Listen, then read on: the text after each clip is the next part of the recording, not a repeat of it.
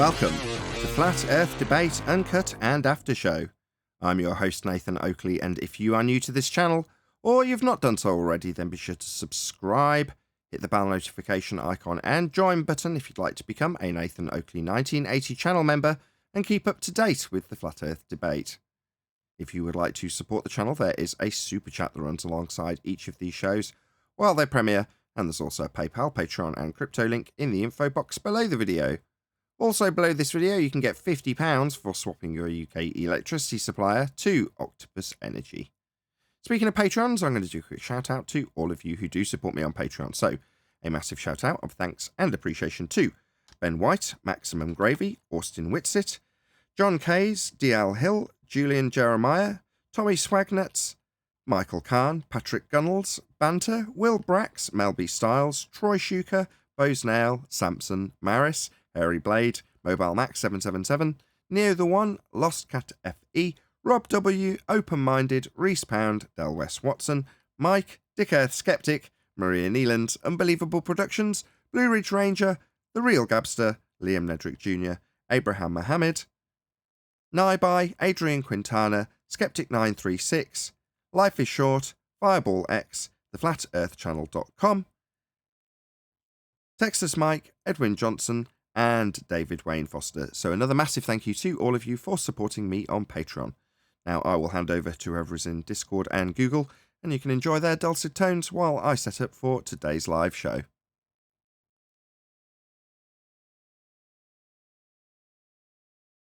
Yeah, I've scheduled shows to come out at the regular times, Neil, so there should be shows. There was one last night. Well, no, that's right. Okay, last night's was a short show. It was a short that I released at the time that I would normally release a full show. So just by coincidence, yesterday's time slot was filled up with the short video. That's all it is, Neil. Good morning. Hey, 10th. Morning, 10th. Okay, so I don't know if you're recording, I don't know if you want to get into it with the dates. So Monday, Tuesday, Wednesday, yesterday's show, they all went out the day after, like they usually do, because I didn't get any of them. No, there was also a members-only show, and the day before I did a members-only show, I split the show into two different parts. One of it became members-only, and that'll get released next week. Okay, I got it. Same goes for some of the clips. Typically, I'd just release a clip as soon as I'd edit it. Now, I've put it up as a members-only video, left it for 2 or 3 days, then I'll release it.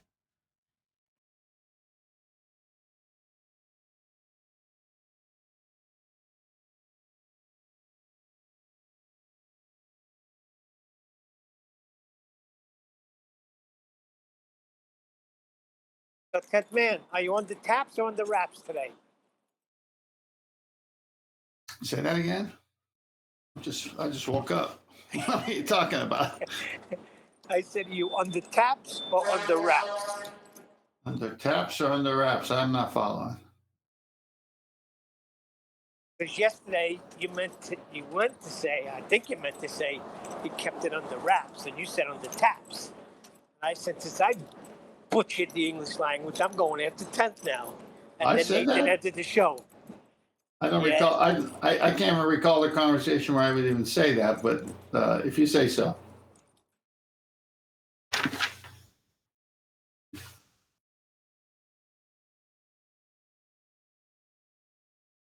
I think it's on the wraps, right? That's what you say?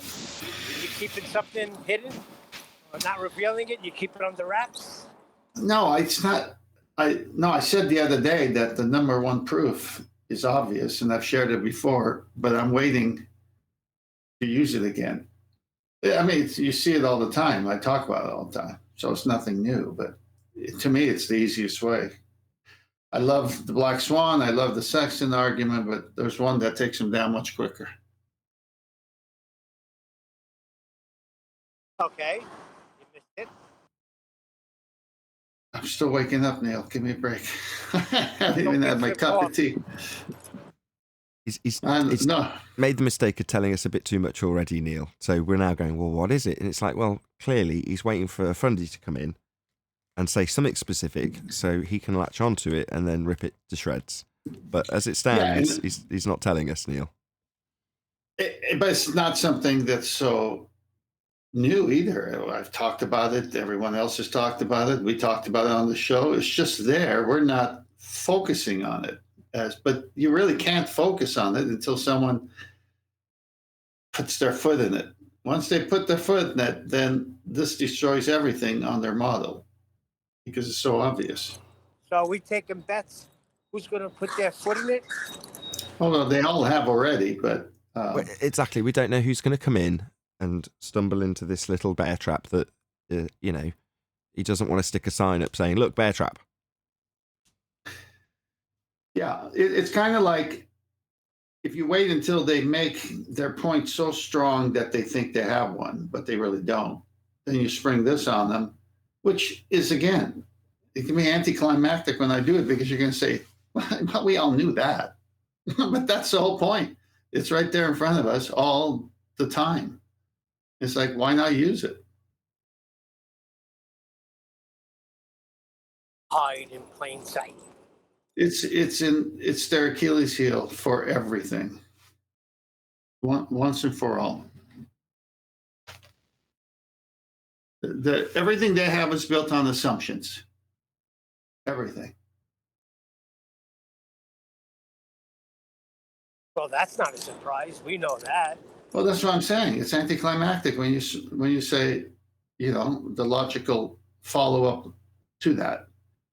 I assume this, I assume this, I assume this, and I finally assume this. So voila, I got my spherical world because of my assumptions. Well, that's what I was talking about yesterday, with being honest and dishonest. I mean, come on, there's got to be scientists that know. They've seen it. The evidence is there. This is gone out now. This is not no little hidden corner in the internet like it used to be. Are they going to face it honestly, or are they going to continue in the lie? Or the deception? Well, they have to first be cognitive that what they're pushing forward is a lie. So this is where we went about it yesterday. I think I'm trying to recall yesterday's conversation here, where some people know they're lying. Some people are just in the way of a lie. They don't know they're lying, but they're pushing the lie, kicking the can down the road. It's a good way of saying it.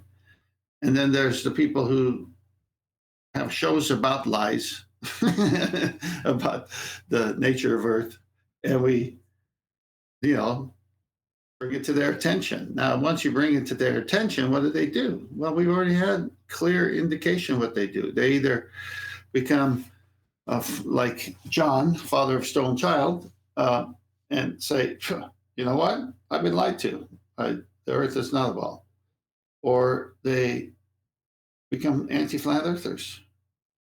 Embrace against it.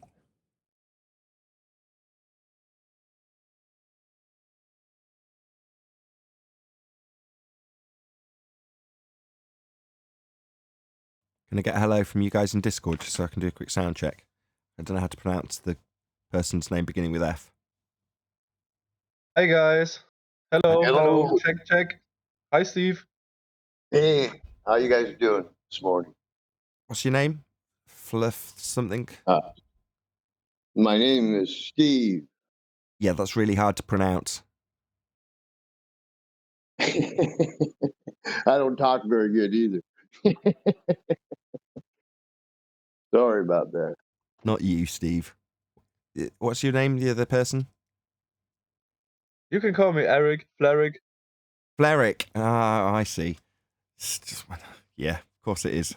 Looking at it 2 or 3 times going, how'd you say that? Fleric. Yeah, that makes sense. Yeah, perfect.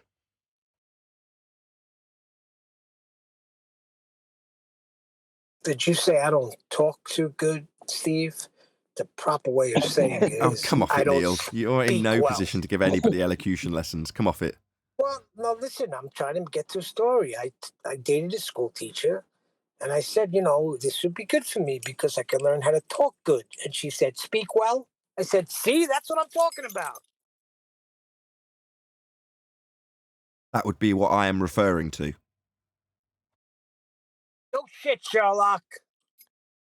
Not that's what I'm talking about. That would be what I am referring to. Oh, I got you. You're correcting me. Oh, yeah. Yeah, I got Cog's it. turn. I've been hit in the head too many times. You know, I used to box oranges in Florida, but they hit back. By the way, Neil, do you reckon the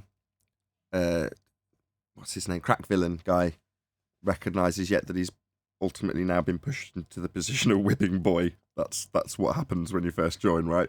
I don't know if he realises that yet. Yes, I do, but he don't. Yeah, well, you had to be in that position for a while, so that's why I'm kind of gagging off for it now, because it's, you know, old news when a newbie comes along. You stop being the whipping boy, right? You start doing the whipping. That's how it goes. Well, Eli's off the hook then. Of course, Eli, yes, that's true. Eli came after you, didn't he? Yeah, that's right. I wondered why I was giving Eli stick.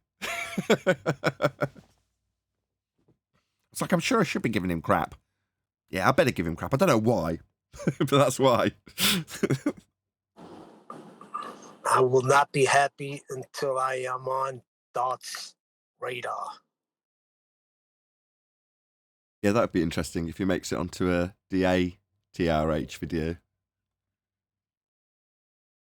I don't know why he hasn't already.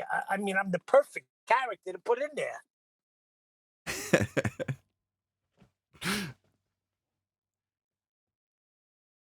Yeah, we're all waiting on with bated breath for the next Globe Earth Dictate video. Can't wait.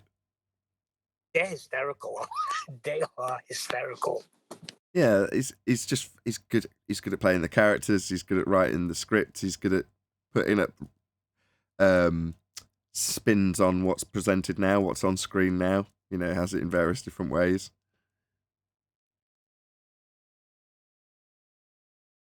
The first time I heard it, I was dying. Silence, Legolas! Yeah, Arwen's Legolas. It's just got a picture of the guy from Lord of the Rings, hasn't it? The elfin character with the bow and arrow, which is basically, you know, a very close spin parody on Arwen. Nathan, I got a slide we can go over mastery if you like. Ooh, a slide. Happy days. Let's have a little look. Okay. So obviously we've shown this picture before, but here it is with the text that's under it. And this is from a site that obviously pushes the globe version of the usage of the sextant. It says, in a very real sense, that's all there is to it. In principle, with a globe in hand, you can go out on the deck with your sextant, measure the altitude of 3 stars, plot the GPs of those stars on the globe, subtract the altitudes you shot from 90 degrees to determine the size of the circle. In degrees, to draw around each of the respective GPs where the 3 circles intersect is your position. Now, there's a few things to spot here. He's talking about 3 stars, 3 circles of equal altitudes, and he's talking about putting it on the globe. And yet he's got a 90-degree symbol from the center of each of those 3 circles to the outer ring of the circle. That's a radius. That's a straight line. How do you put that on the globe? They don't have a straight line. Not only on the surface do they not have a straight line, they can't make a straight line to measure an angle because it's all refracted always. But he's got 3 of them there. No, Earth has them. Earth is capable of deriving these 90 degrees from the GP of each of these stars, the star being directly above this position by depiction. Now that 90 degree would be to your feet when you triangulate your position. It must be, because that's how triangulation works, and it must be a flat Earth for it to function, and it does. Yeah, he's not being honest. He's not using a globe there because there wouldn't be straight lines. But this is one of those situations we were just talking about. He could see that it's a 90-degree mark. He put it there, but it's now registering. Okay, so then early on, which I've already said, I can't believe they said it. What was that? What was the first thing they said that I thought came so early that I was shocked? I don't know what you mean. What are you referencing? I'm not following along with what you're The trying ballers. The ballers. I'll give you a clue. Hold on. Be more even more specific. The anti-flat earthers. Yes, the anti-flat earthers.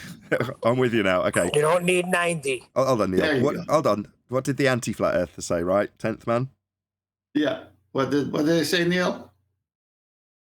You don't need 90 degrees. Shh. Don't say 90. What's the No, article say? It was we. We don't need 90 for triangulation. Yeah. They didn't say the last bit. What does the article say? The article says 90. Oh, yeah. I wonder who put out 90. All of the articles talk about triangulation, and its necessity for a 90 degrees is absolute in this regard. It requires 90 degrees. The bottom of the triangle has to be straight, can't be curved, or it isn't triangulation. You know, them saying, I'm okay to deal with an error. No, it's not like the tool is thinking, I'll just be okay with this curve. It's measuring an angle. Doesn't care, it's just a tool. Yeah, but when you're doing 3 stars, when Tent explained that to me, and then he said that you're talking about thousands and thousands of feet of flat. I mean, is that not a wake-up smack? Hey, crack villain. Yeah. What's up? Yo, brother. Sky. No, it's not a wake-up sign to them, Neil. Obviously. If anything, they'll process it in the back of their mind. I don't know how... Whenever I try and phrase this, somehow QE manages to pull it apart and rephrase it back to me like it's stupid. So I'm just going to start using front of mind as in you... I was about to say consciously. That's normally what it picks up on. Anyway, what I mean by that is you do process it, but you don't sit and have an internal dialogue about it in a very conscious, meaningful way. You instinctually, if you will, recognise the problem, but then go out of your way to not have an internal dialogue about it and go out of your way to figure a way around it, even though you haven't cognitively processed the implications. That's what you're saying. Why can't they wake up to it? Well, because they're intentionally trying to keep it from being processed. That whole thing I've just described is cognitive pain. Just doing that is hard.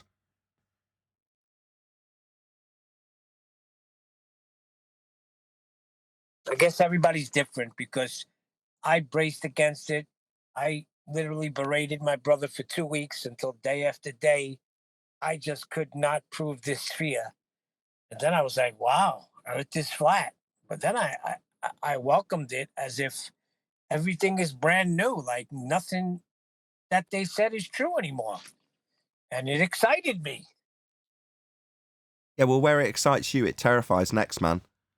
Well, then that means everything I've existed in is a lie. Oh no, I can't contemplate. They can't cope with it.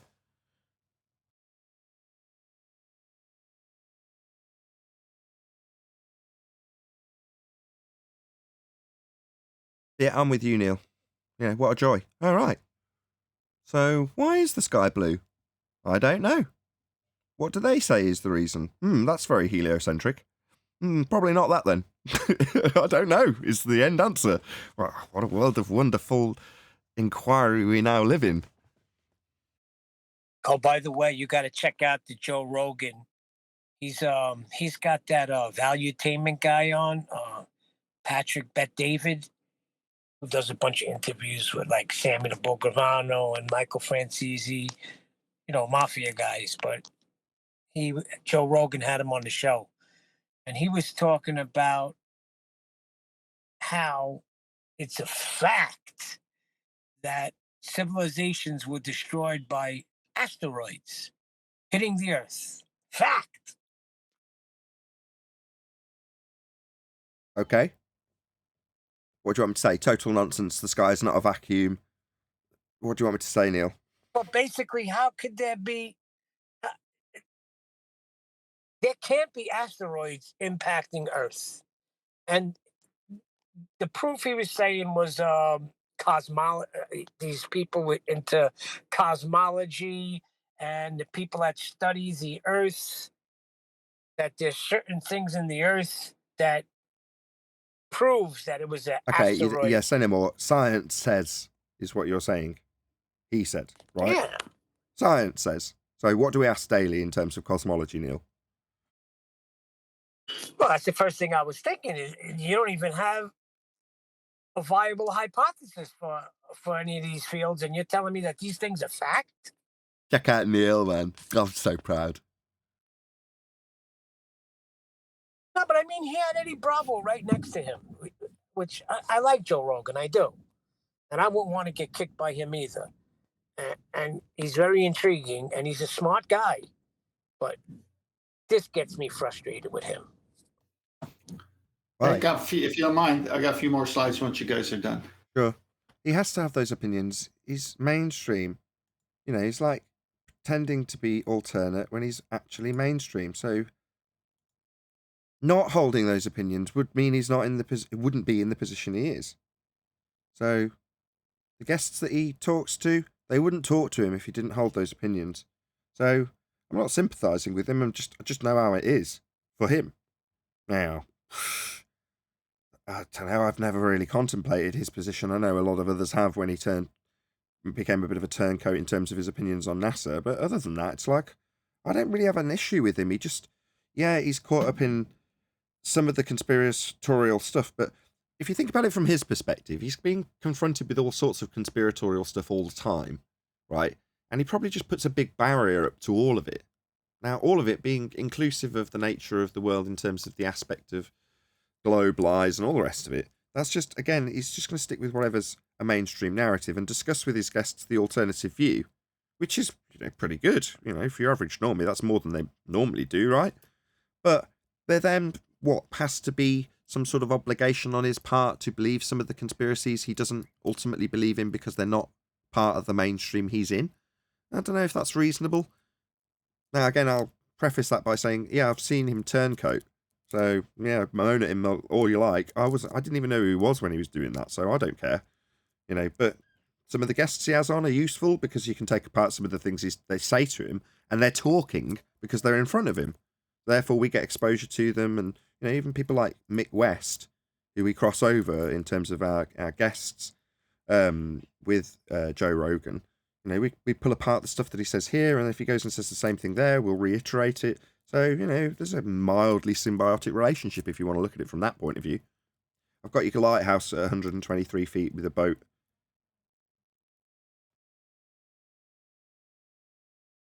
Okay. Yeah. Sorry. Okay. Breaking up. Well, 10th sorts out his mic. It's Breaking up. Hold on, you're breaking up, 10th man. I don't know what's going on. Mike Jones, welcome to Penguin. Hello, check. Yeah, we can hear you better. Okay. We'll go back to the original slide I shared, but right now let's go through some of these slides for reference. So obviously this is triangulation with the sextant using the lighthouse. So this is a vertical angle, just like you would do out in the middle of the ocean with a star, which they call lighthouses in the sky, by the way, since you don't have land or an actual lighthouse. So imagine this picture, the same thing happening out in the open ocean.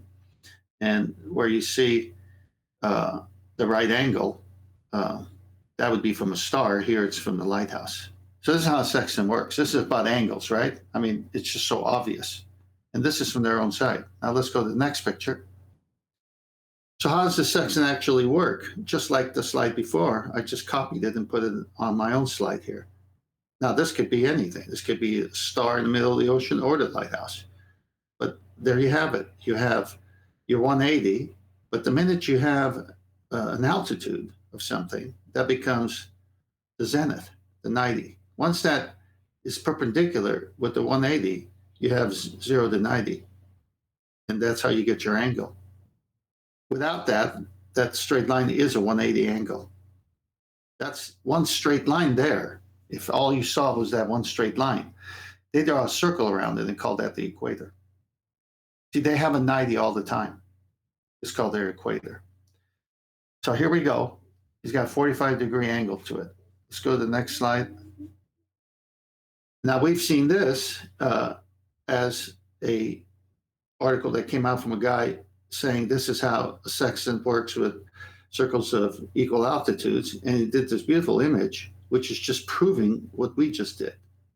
So you got 3 circles of equal altitude, you got the 90 box there, and you have a fix where they all cross. That's where you are. Somewhere on the circle, you need more than one to get a fix. You need more than one to triangulate. If you just have one, you just have a circle of position, but you don't know where you are on the circle until you get a second one. But you do know your distance. Next one. If we read this, it's from the same article. Let me make this bigger. From this, a navigator, at the bottom one. From this, a navigator knows he is on a specific circle along the plane of the surface of Earth. I mean, this is what we've been talking about. How can they say globe in hand in that first slide? And this guy says you're along a plane of the surface of the Earth, of radius r. See, the radius of the r from the center of that circle of equal altitude to you is a plane. You can't have a 90 without it. And the radius says you're on a plane, because the radius line is straight, known as the line of position, LOP. He does not know his direction from this point. However, by examining a second star, a second radius can be deduced. The navigator now knows he is at one of the points where both the circular functions meet. In the case that there are only, hang on, it's getting a little too small. In the case that there is only one real route, he knows his position, although this is only possible if the radii are parallel. Paul game over right there. More realistically, he can look up a third star in order to find the intersection between 3 circles. This will give him his location to a certain precision based on the precision of his watch, altimeter, and the divisions of the reference table. So he's pretty much saying what we're saying here, but he said it a little different than the first slide. The first slide, the guy said globe in hand, and this guy's saying the plane of the surface of the Earth. So if you go back to the original slide, the one with the 3 circles on the writing underneath it. Yeah. Okay, let's go through it. In a very real sense, that's all there is to it. In principle, with a globe in hand, while the other guy had a plane, you could go out on the deck of your ship, basically, with your sextant, measure the altitude of 3 stars. Sextant, what is a sextant that you're going out on the deck of a ship to measure? Sextant is an angle measuring device. Angles are straight lines. What's altitude? Let's break it down. It's 90. It's zenith. Okay. Circle size, the next one. Of those stars on the globe, subtract the altitudes you shot from 90 to determine the size of the circle. A circle is not a sphere. A circle is flat. And from the center of that circle to you is the radius, as this last slide I read, in degrees, to draw around each of the respective GPs. Where the 3 circles intersect, that's your position. 2021, year of the sextant. So you can't go out with a globe. You have to go out with a flat circle if you're going to do that. It relies on it being flat plane. Yes, Neil. Was someone trying to add something from Discord? Just 1 second. Somebody trying to add something from Discord? No, that was crack. Oh, was it? No, I just said that was perfect. Perfectly explained. That really helped me to understand exactly what you're talking about there, 10th. I believe you're 10th, right? So yeah, that really did help me because like you're stating, right? Obviously on a globe, effectively with a curved surface. This is not possible. This is impossible. And I started to look into them. I started to actually look into the manuals of a sextant, and what Tenth is saying is completely true. It really is. Like it's outlined in their very own manuals. So people, please go ahead and do it for yourself if you think that you are. And I'm starting to notice the Globers now on this sort of debatory panels across the land of Discordia. They're sort of starting to become experts on the sextants overnight. Quite funny. Tenth starts to outline all of this stuff. He starts to essentially break it down, shows how it's only applicable to a flat plane, and then all of a sudden they have rebuttal. No, they have not, because what are their rebuttals? The rebuttals are, well, you could still draw these circles on a globe on top of a curved surface. Again, how are you doing that? Do you have a 90? Do you have a straight line? You have a curved line to the bottom of your triangle. You do? Oh, okay. Is that a triangle? How do you find a 90-degree angle when you have a curved surface? When you have a curved bottom to your triangle? You can't. And that was my point the other day. How come this wasn't brought out by the Globers years ago? Look at this tool we got. This proves Earth is a globe. No, it wasn't.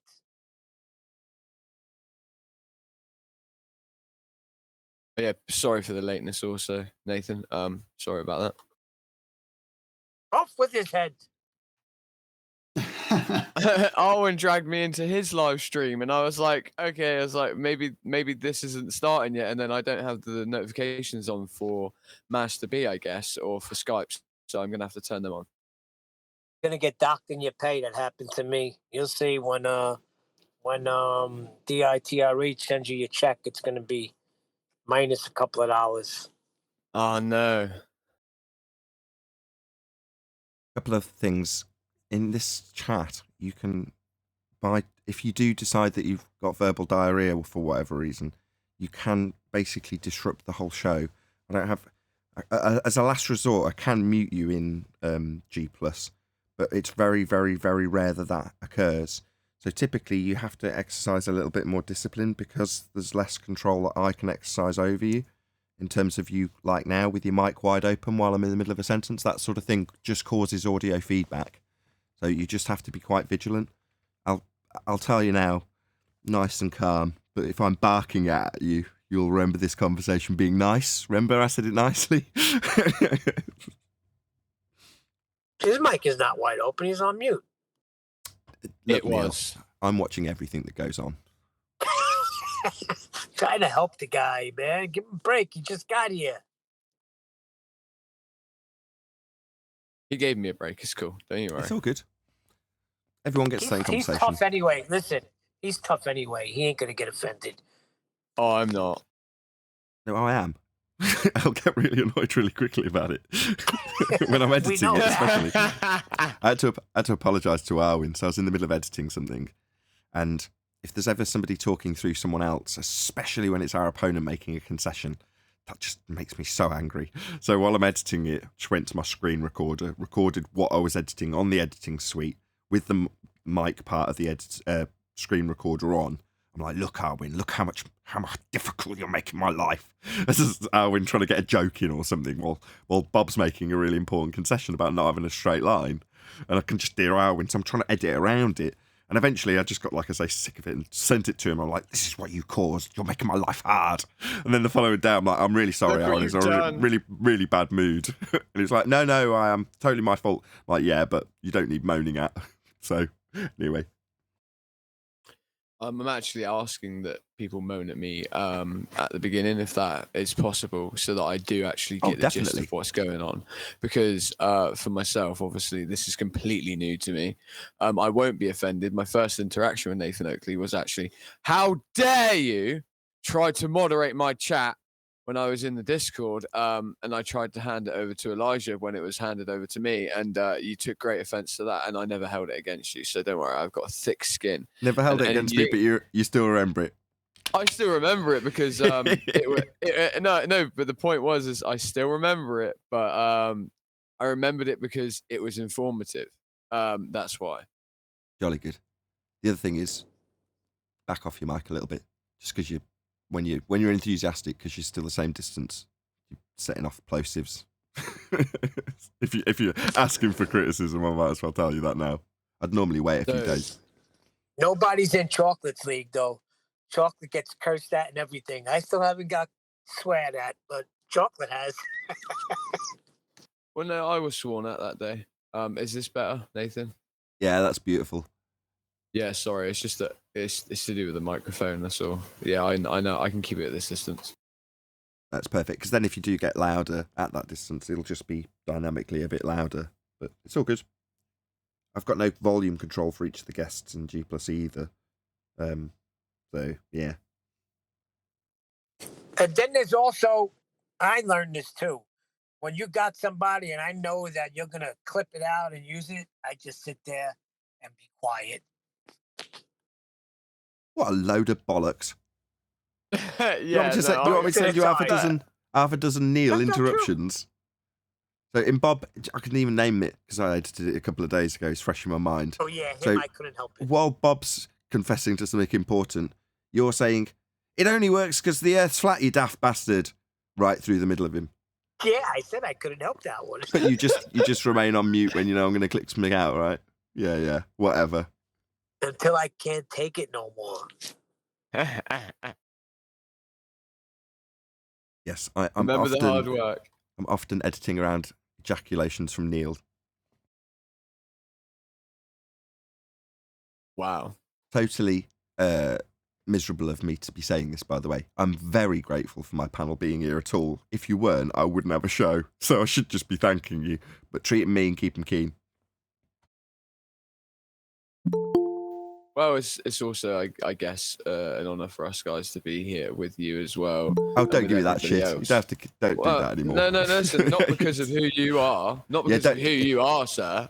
You'll regret this quick, I'll tell you. This is. Shh, No, I'm funding muting you for a reason. Saying shit like this, believe me, you'll regret it in the future when we have a heated discourse about something. So don't suck up too much, otherwise you'll end up like Darwin. Crack, don't listen to him. You want to know what my first words were when I got on? I said, "Is this the legend? Is this Nathan Oakley?" Yeah, what a load of bollocks.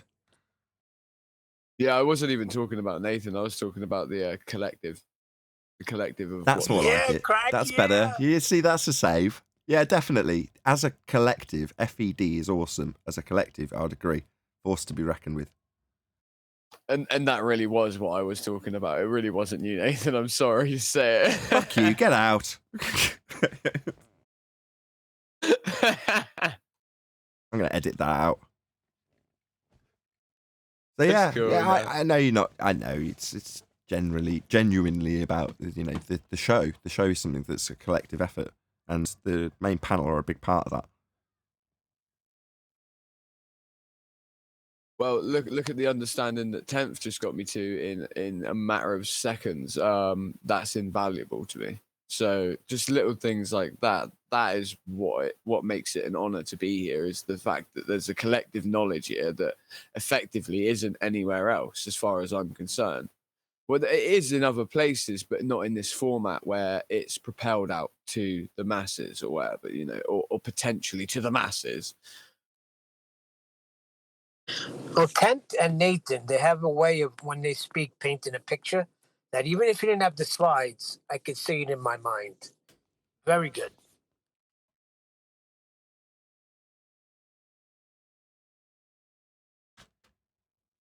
Also, Arwen is ace. Hello. Hello. Good show? Yeah, it was nice and calm. Not so rowdy, but still entertaining and interesting. Did I ruin something, Arwen, by coming in within like 5 seconds and getting the conundrum? Yeah, you kind of did.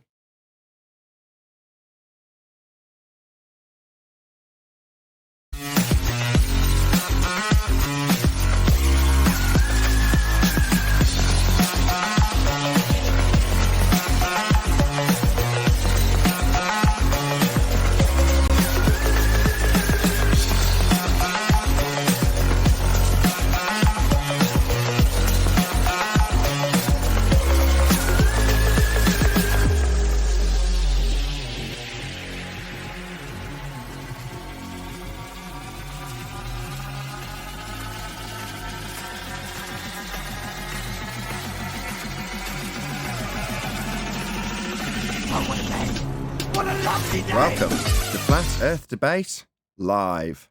I'm your host, Nathan Oakley, and if you are new to this channel, or you've not done so already, then be sure to subscribe, hit the bell notification icon and join button if you'd like to become a Nathan Oakley 1980 channel member and keep up to date with the Flat Earth Debate.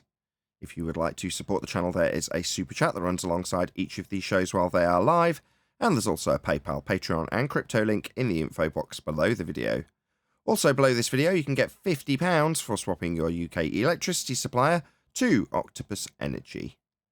Most importantly, if you'd like to join the discussion, simply mute the page you are currently watching, then click the link in the info box below this video to join the panel and express your views on the nature of Earth. If you do join, please don't swear. If you do, you'll be ejected, and if you are, please don't try to rejoin the stream using sock accounts. You'll be warmly welcomed back on the next stream. Please also share the show on social media. Sharing the show obviously increases the live audience, but this in turn increases the chances of a more diverse panel, so please share the show on Facebook and Twitter. One last time, if you're new to the channel or you've not done so already, then be sure to subscribe, hit the bell notification icon and join button to keep up to date with the Flat Earth Debate. Now we are joined by Arwin, 10th Man, Neil, what else we got? Crack Villain, Brian's Logic. Did I miss anybody? No, a whole bunch of people in Discord, and that's it. Welcome one and all. Greetings. Hey, Hello, good hello. morning. Good afternoon. Shout out to Michael Yo, Jones, yo. who joins as a penguin during the pre-show. So big shout out to you, Mike Jones, for joining. You can check out all the Bob videos I've released as members only. So good on you, my friend. Thank you very much indeed. Smash the super chat in supporting this channel and all that stuff that I said in the intro. Any evidence of a physical geometric sphere edge horizon, formerly known as Earth curvature? Negative. Absolutely none. Wow, loud and clear from two panel members. Yeah, just can't fault the enthusiasm level. Excellent stuff. Anyone in It should Discord, be feel right free to over join in. there. Hey, we've got Bev in today. Hey, Bev. He's on server mute. Why isn't Bev automatically allowed to be talking in here? What's going on? Exactly. Today. Make me a mod and I can make sure none of that ever happens ever again. I can't make anybody anything. It's not my server. Hey, Bev. How are we doing? Very well, very well. Enjoying your shows recently. A big shout out. If you haven't subscribed already to Bev Try Thinking, subscribe today. Hours and hours of entertainment. Just love it. Really enjoying your videos. Thank you very much. Any evidence? Good morning, Bev. Any evidence of Sorry. axial? We'll get there. Any evidence of axial rotation of the Earth-based variety? None You need R whatsoever. for that. Any evidence for axiom rotation of the Earth-based variety? Axiom Axiom rotation. rotation. Of the Earth-based variety. That's what we're experiencing. We have experienced right. past tense. We experienced an axiom rotation. Indeed. So there is evidence for that. Well, yeah, we had a flat Earth, then we had a globe Earth, now we've got a flat Earth. The whole thing's just spinning perpetually. For all we know, it's going to transition in the next 20 to 30 years to a flat plane that everyone always knew anyway, obviously. And then 100 years on, it'll go back to the globe again. Why not? The Black No, Swan no, and not now back the to. Sextant kill it. Right, those silly 20th century people. Like so primitive, they actually believed it was a globe. Can you believe it? Yeah, it sounds familiar. I literally don't. I literally don't believe it. That's the point. It's more than silly, if you ask me. Any evidence of the distance to the sun? None whatsoever. It's over there. What is it? I don't Who know is what it? I don't know. One of those wondrous questions we can now ask as flat earthers. Everybody. What is it, and how Hey, can we Ryan. worship it? That is the better question, though. What is the sun? There was somebody on Brandon's the other night. I heard him talking. He's like some kind of theoretical astrophysicist or something. I think it was something like that anyway. I am And he was doing a PhD. lot- yeah, something like that. And he was doing a lot of talking about the sky and making a lot of claims and stuff. And I just came in and asked him. I said, all your distances are all in light years and light time. And he agreed, and I said, but there's no, I said, but I was asking, can you present me a one-way speed of light measurement then? And who measured it and when it happened? And he had to admit he couldn't. So That's him wrecked. Have you had it? Have you hacked it out? Will you edit it and stick it on your channel, Brian? no, I didn't, because it was on Brandon's, and it was all kind of everyone was trying to talk in, and it was On like Brandon's. the old way. Sorry, Yeah, so it wasn't calm, that kind of way. I misheard you because I was shouting out Bev, and one of his most recent videos was I misunderstood what you were saying. So this was on Brandon's. Yeah, if you can get hold of it and trim it out, that'd be a nice addition to your channel. Yeah, I might have a listen back and see. It's just a chaos ensued as well. What was people coming in, because on Brandon's is just like, as soon as anyone says anything that goes against what other people want to hear, people come in to defend the person that's being, like, people are coming in to defend the guy when there was no way to defend it. He already admitted that you can't have, that there was no one-way speed of light measurement, and he is the most educated there in their pseudoscience. So check it out. Me. It becomes Brandon's shit show. That's why I don't go there. No need. Right. Shout out to Godzilla37 who says, this is the other of my every other super chat read by Nathan, winky face. I'm sorry, Godzilla. I do genuinely try to read every single super chat out. And occasionally, if there's a heated discourse going on, I'll like now, put it on the main screen so people can see it. So even if I forget, at the very least, I hope they all get seen. But thank you very much for your support, and I'm really sorry if I haven't read something from you. Any single viable hypothesis from any of the fields of astronomy, cosmology, or astrophysics?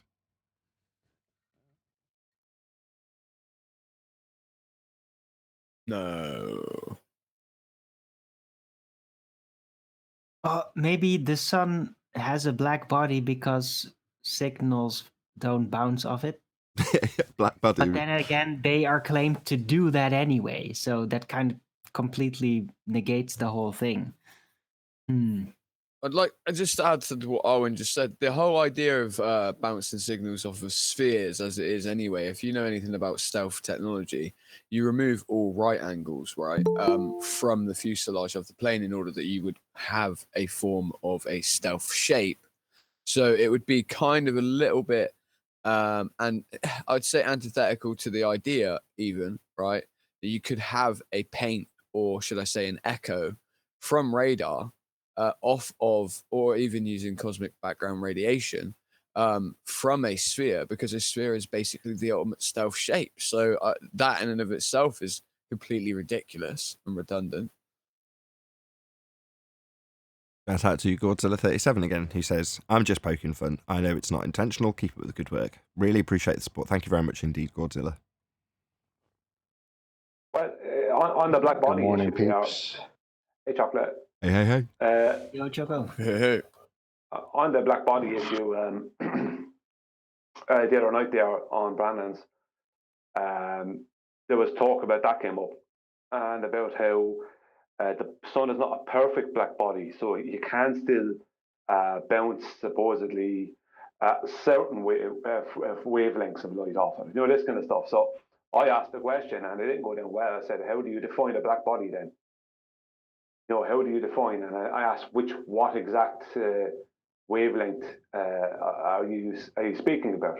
Is it microwave, shortwave? What is it that you're? What is it you're speaking about? And when it came down to how do you define the black body? Then how do you determine like that something is a black body for a start? Because I don't see them in nature. Number one, I don't know much about them, but I don't see what they call a black body in nature. Outside of what they claim about the sun. Sorry? Do you mean in terms of its effect? Is that what you're talking about? Well, the claim that the sun is not a perfect black body means that there can be black bodies of different degrees in that claim.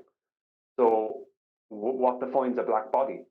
Because exactly, be 60% a black body. Do you know what I mean? Well, exactly, it's been a little bit married, but surely if you're going to describe it a la its effect, the right color, wouldn't that be tan? And well, the thing about it is if you can claim that the sun is not a perfect black body, then how do you define a black body? The whole point of a definition is that it clearly defines something. How do you define something? We've got a panel member who's got a perfect black body. Good morning, Chocolate. Nobody's got a perfect black body, and everyone wants... No, Chocolate, his black body, and he has a lot of knowledge about this. What the hell? I think But this is not a dating site, okay? Can we move on, Brian? I heard Ethiopians I miss have you the guys perfect when I'm black not body. here. Yeah, sorry. I was just bringing up that thing, that, like the claim. I can't remember what it was. Someone on Brandon said it's not a perfect black body, so you can still bounce certain frequencies off it. It's like it's Weasley. You're not going to be. It's like, well, how do you define a black body then? How do you define in physics what a black body is then? May I finish my statement? Chocolate, has anyone bounced anything off your perfect black body? Brilliant. Yeah, get a room. Yeah, I used to do laundry on my abs and stuff. Yep. This is going to descend fast if I don't ask another housekeeping question. Any scientific evidence of gravity? I've already asked that. No. Any You scientific... need R for that, though. Any scientific evidence of gravity? Anybody? Discord server? Nah, what's that?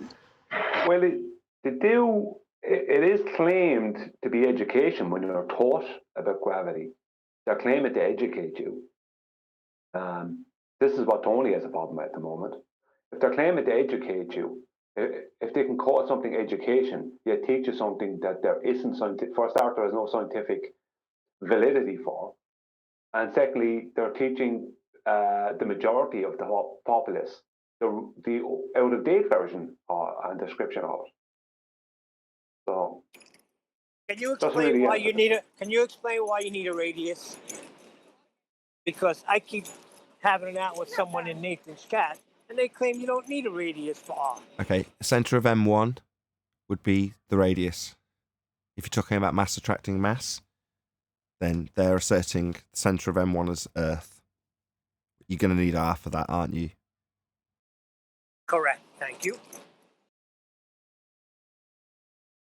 Can we move on? Any more? Any more for any more? That's the level that we're at, that the people who think they live on a ball think that ball doesn't require a radius. That's where we're at in 2021. No, they do. But if you don't label it, no one will notice. And then you don't have to justify it. That's how it works. Well, that's corny as hell. Or, alternatively, if you get caught out using it, just deny that you used it. That's the other route. What are? I don't know what you're talking about. What sphere? I'm not even claiming a sphere. What are you talking about? I mean, they used to fight for this R, right? Now it's like, oh, we don't need R. What? What are you talking about? I thought y'all used to fight for that.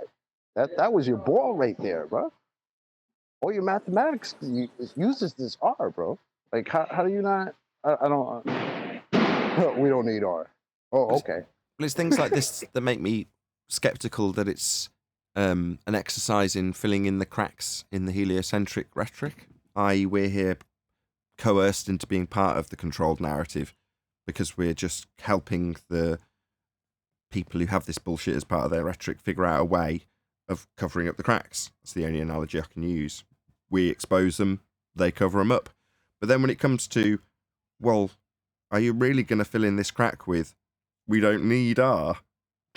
Really? Is that going to be your way forward? I mean, come on, that's pretty what poor. I'm saying. Well, Virus That's said the amazing part.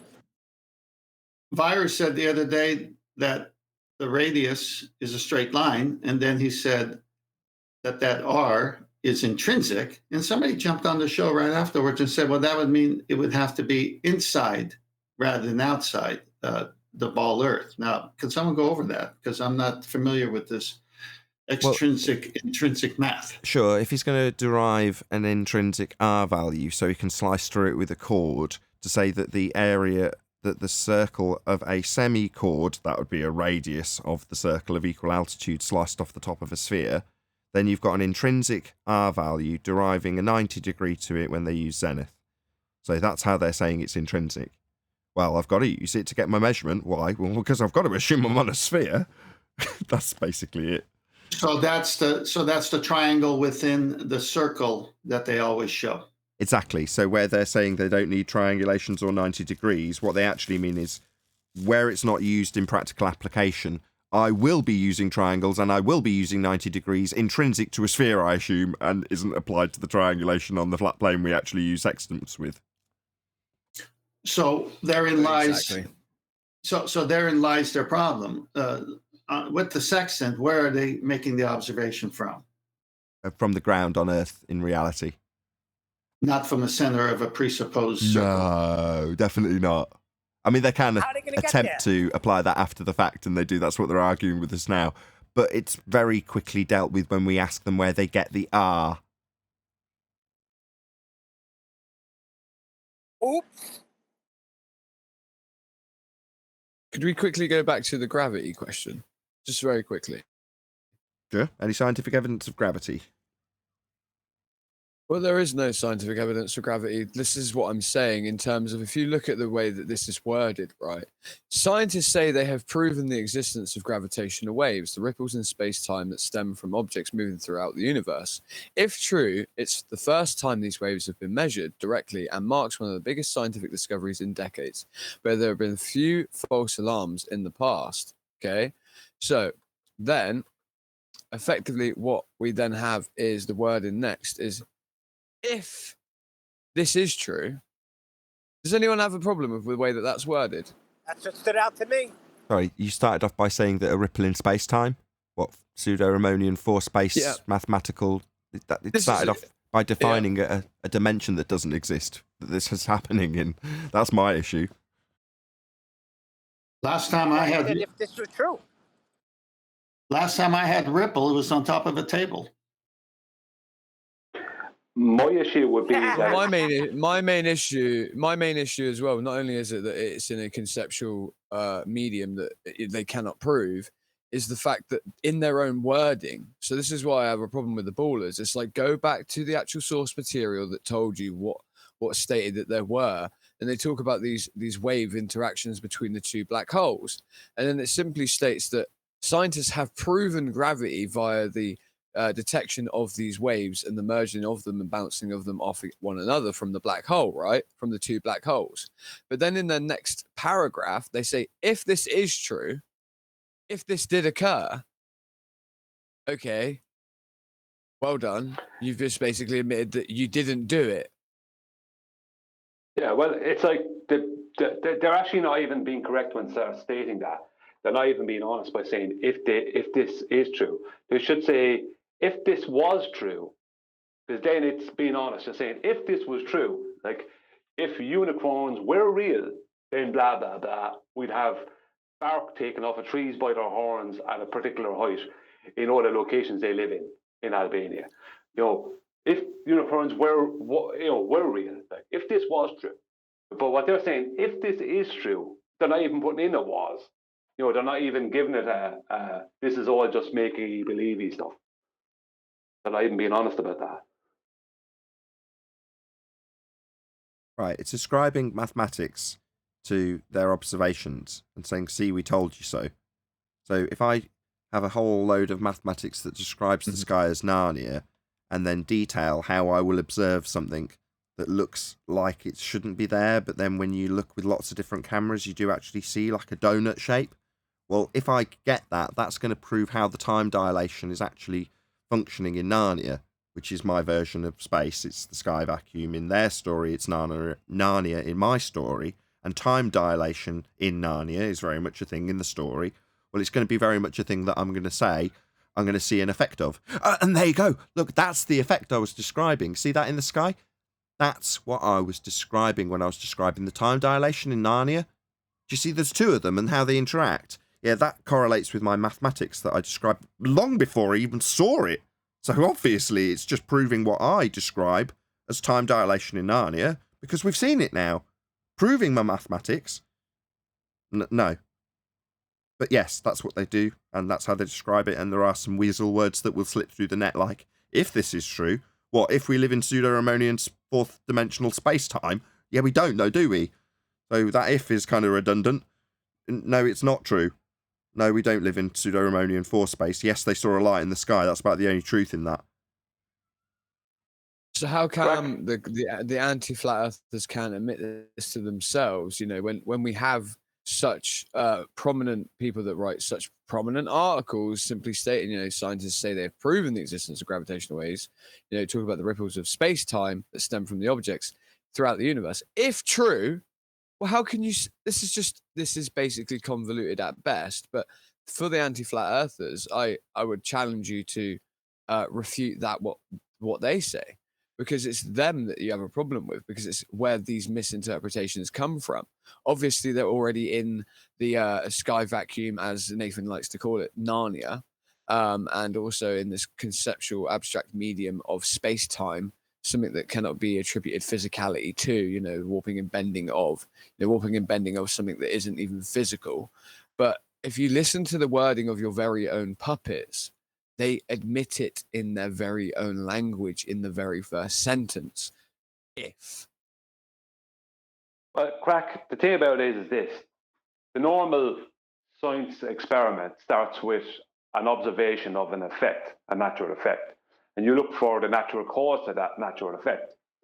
That's like your dependent variable is your natural effect. Your independent variable is what you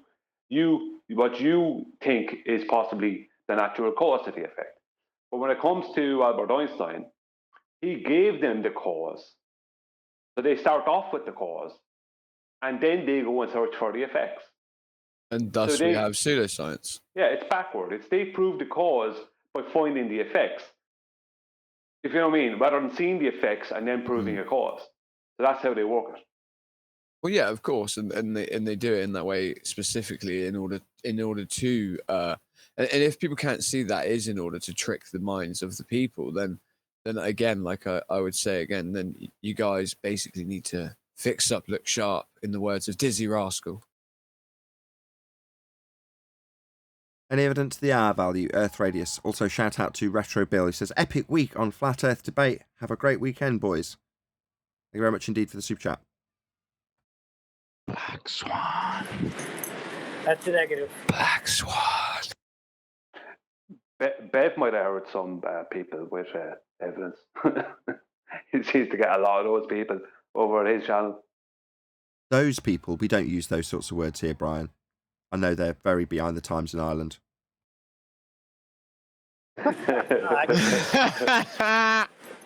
Correction, those assholes. Right, Neil. That's more like it. Bev hasn't piped up. Maybe he's away from his mic. Oh well, I think Bob's made a video for you, hasn't he? You have to clarify which Bob, I'm afraid. Me. Bob the liar guy. You know. Okay. Bob the fallacy guy. Yay. Yeah, he's made a video. I'm sure he put it in the chat earlier. Here is our Nathan. You're welcome. I don't know whether it's a new one or whether it's an old one. He's hot at the minute, isn't he, Bob? Here is our is the name of this video. Is that the case? Hold on. I don't keep up in the main chat. Just a bit earlier. I don't know, Bev, is the truth. I don't keep up with Bob. But if you're saying he's hot right now and I've got a whole stack of videos lined up to come out on him, then that's good news for me. Yeah. That's brilliant. The superstar. Excellent. Oh, I didn't know it. Maybe I'd have been a bit more intimidated if I'd have known By it. appointment only. By appointment only, don't forget. Is that why he's got a bit second. self-righteous? He's on riding the wave of a bit of popularity at the moment. He thinks he's a bit more important than he actually is. Did you not see his hat? He showed his hat the other day. His ad? His hat. Hat? He's got a hat. Yeah, he's got a hat. Okay. No, I didn't. Yeah. I don't keep up with Bob. I'm sorry. Oh, You'll have to explain well, what the significance of this Yeah, hat is. please explain. He was talking please about know me. military things and how he comports himself as an officer or something. I don't know. It might have even been a major's hat. But yeah, military hats. He was showing his hat the other day. Oh, that's Can nice. someone Is please that his send me proof the of video? R? That's what I was going to say. Is that his radius? 'Cause you Yeah. can hide one here. Like nobody cares He about also his hat. said he outranks Does he QE. actually have R though? Hold on. That'd be This hat's generated a lot more discussion than I was expecting. Let's just see if I get some Yeah. order. Let's just have Chocolate finish, and then I think someone from Discord wanted to add something. Go ahead, Chocolate. No, go ahead. Whoever it was that was trying to get a word in from Discord. Okay, I would. That was SE me, Nathan. Montreal. Go ahead. He also claimed that he outranks QE. He showed us, and he said QE is unbecoming of a gentleman, and if he had him in his office, he would make him salute him. Sorry, is it wartime? Did I miss something? What's going on? I think Yeah, it's wartime. yeah, Yeah, Wait yeah. there. Yeah. 1 Chewie second. and 1 Bob. second. I need to make a comment. So, okay, so is this Bob, the science guy? Yeah. Not much. What science, nationality I'm is afraid. Bob the science Let me guy? put you on game. We don't call him that here. Here he is, Bob. He's, Well, he's uh, American, of Thank you. course. He's researched Okay. Flat Moon now. He's changed his. He's got a whole bunch of Just- them. Research Flat Yeah. Jupiter. He's got a whole bunch of socks. Sorry, SE in Montreal. Feel free to continue. No, we're just cracking up. It was funny, Nathan, the way he was saying it. You know, if I had QE here, he'd be saluting me, unbecoming of an officer, and it was funny. Yeah, but it's not. We're not in wartime.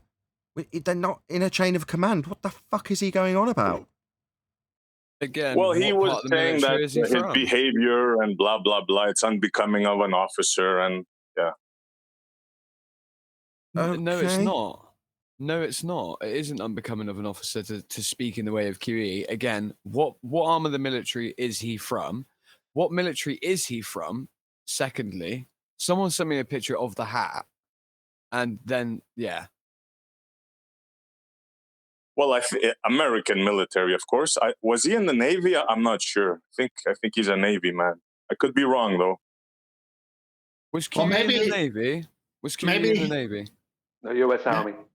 Maybe he thinks R stands for rank. Maybe. Maybe. Yeah, I'm sorry. We don't.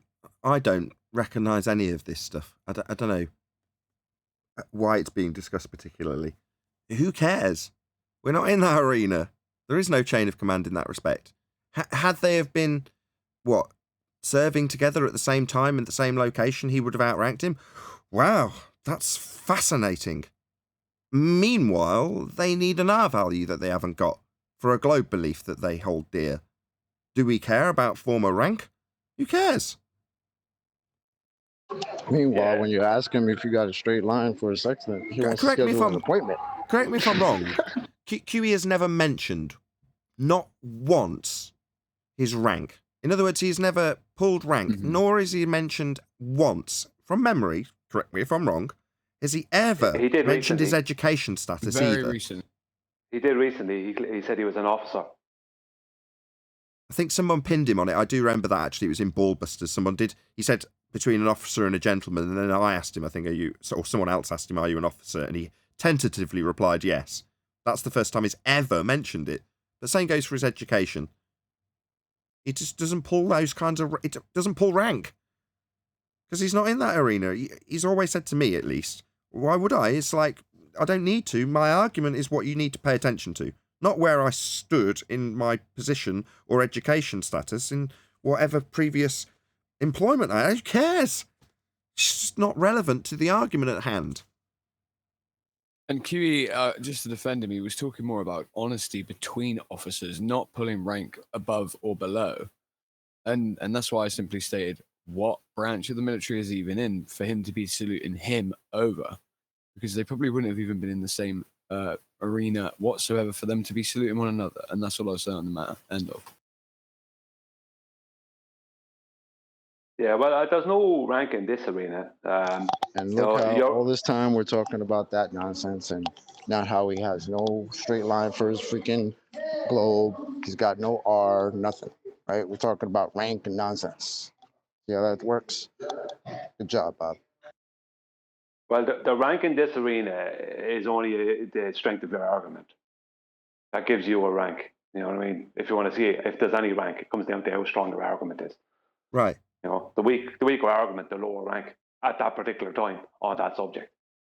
Further to that, it's your argument if you're making it. You know, all this crap about, oh, well, that's just a QE argument.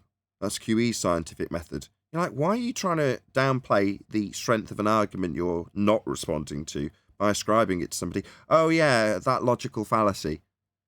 Yeah. No, the person making the argument made the argument. They've put forth that you haven't got an R value. You turning around and saying, oh, that's a QE argument. That's not a rebuttal. Is there any scientific evidence for rank? We haven't had that question. Well, just one sec. We haven't had that question. So, any evidence of R? Oh, I responded. Black Swan. Oh, yeah, you did, didn't you? That was what we were on last. We might as well get to the full extent of housekeeping questions because we haven't had a full batch of them for a while. Any evidence of a self-perpetuating molten iron core at the centre of a presupposed spherical Earth? You'd have to have an OR value even to start with that, wouldn't you? Too sick again. Yeah. That would be a measurement, which isn't there. I think that's it. That actually concludes housekeeping. I think we did do them all. Yeah, this nonsense. Apparently, Rumpus is going to find R this weekend, Nathan. No, in 2021, unknown, faceless, nameless YouTuber, the Rumpus, finally got R. According to them, we've known we're on a sphere for thousands of years. Yet, what? It falls at Rumpus's feet to prove R. You'd think in a pinch they'd be able to get something with a little bit more class, a little bit more clout than a nameless, faceless troll on YouTube for their R value. Can you not get me something with a little bit more pep to it? I mean, obviously in the past you had dip angle measurements to a physical geometric sphere edge horizon you assumed. Now we just point out that Al Biruni climbed up a mountain he measured on a flat plane and laugh at you. But that kind of textbook validity that we can now laugh at is the kind of thing I'm looking for. Not the Rumpus, a proven liar, faceless troll from YouTube. That's where you're going to get... If you lay that on my desk as your proof of art, I will piss my pants with laughter. Oh, right. In 2021 It was proven. Wow, you'd have thought they'd have proven that long before making the claim that we're on a sphere. And then when it came down to the brass tacks of proving it, it was a Rumpus-based YouTuber. Oh, wow. That sounds really, really credible. But Rumpus did he say claims it's only in the 18-foot drop that he's going to see. That's what he expects. Drop? Drop would be based on an R value he's got in existence when he makes the claim. So he's going to need R for that claim of R if he's claiming it by way of drop. Oh, my God, it's just a circle jerk do-si-do. Now we need some Pepto-Bismol for that. That was the 10th. Rumpus was if the you first hear the person details, to say, you're going to die of laughter. What he plans to do, the poles, the woods, it's comical. Rumpus was the first person to say after the Black Swan came out that the R value is only in the maths. That was geometric horizon. No, that's geometric horizon. The geometric horizon only exists in the maths. That's the full quote. The geometric horizon only exists in the maths. Yeah, but that is also where this is the point. Your value is only in the maths then because you need the geometric horizon to measure it. Rumpus said everything is always refracted.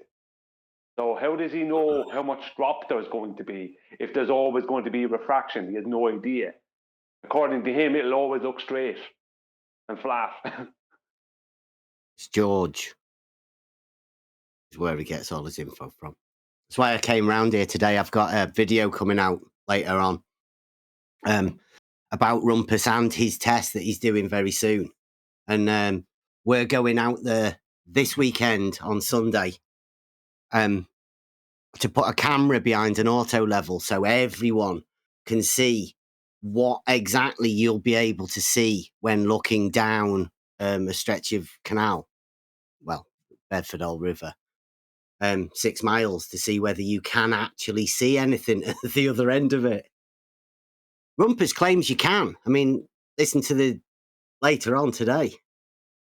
He's claiming all sorts of stuff. It's very interesting, Rumpus's test, actually, because whereas Rowbotham and Wallace have always gone for the hump because that's the way water stays level, and that's the easiest way to imagine it.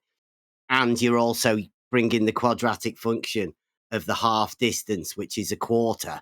You're not looking for too much. But Rumpus is looking for the full drop of the water level, a measured drop of 18 feet, but he's already 10 foot above the water. So that means he's got to hoist his target 20 odd feet up in the air, according to Rumpus. And so can you imagine that contraption? Right, so he's trying to ascertain a drop value. Well, the drop value he's attempting to ascertain is already based on his presupposition of a sphere. Well, the test, I don't know if you've ever kept an eye on George and his Rainy Lake experiment. Oh, yeah, I'm that a big he's fan been of doing. George. No, I'm sorry, Right, you'll well- have to fill me in. Sorry.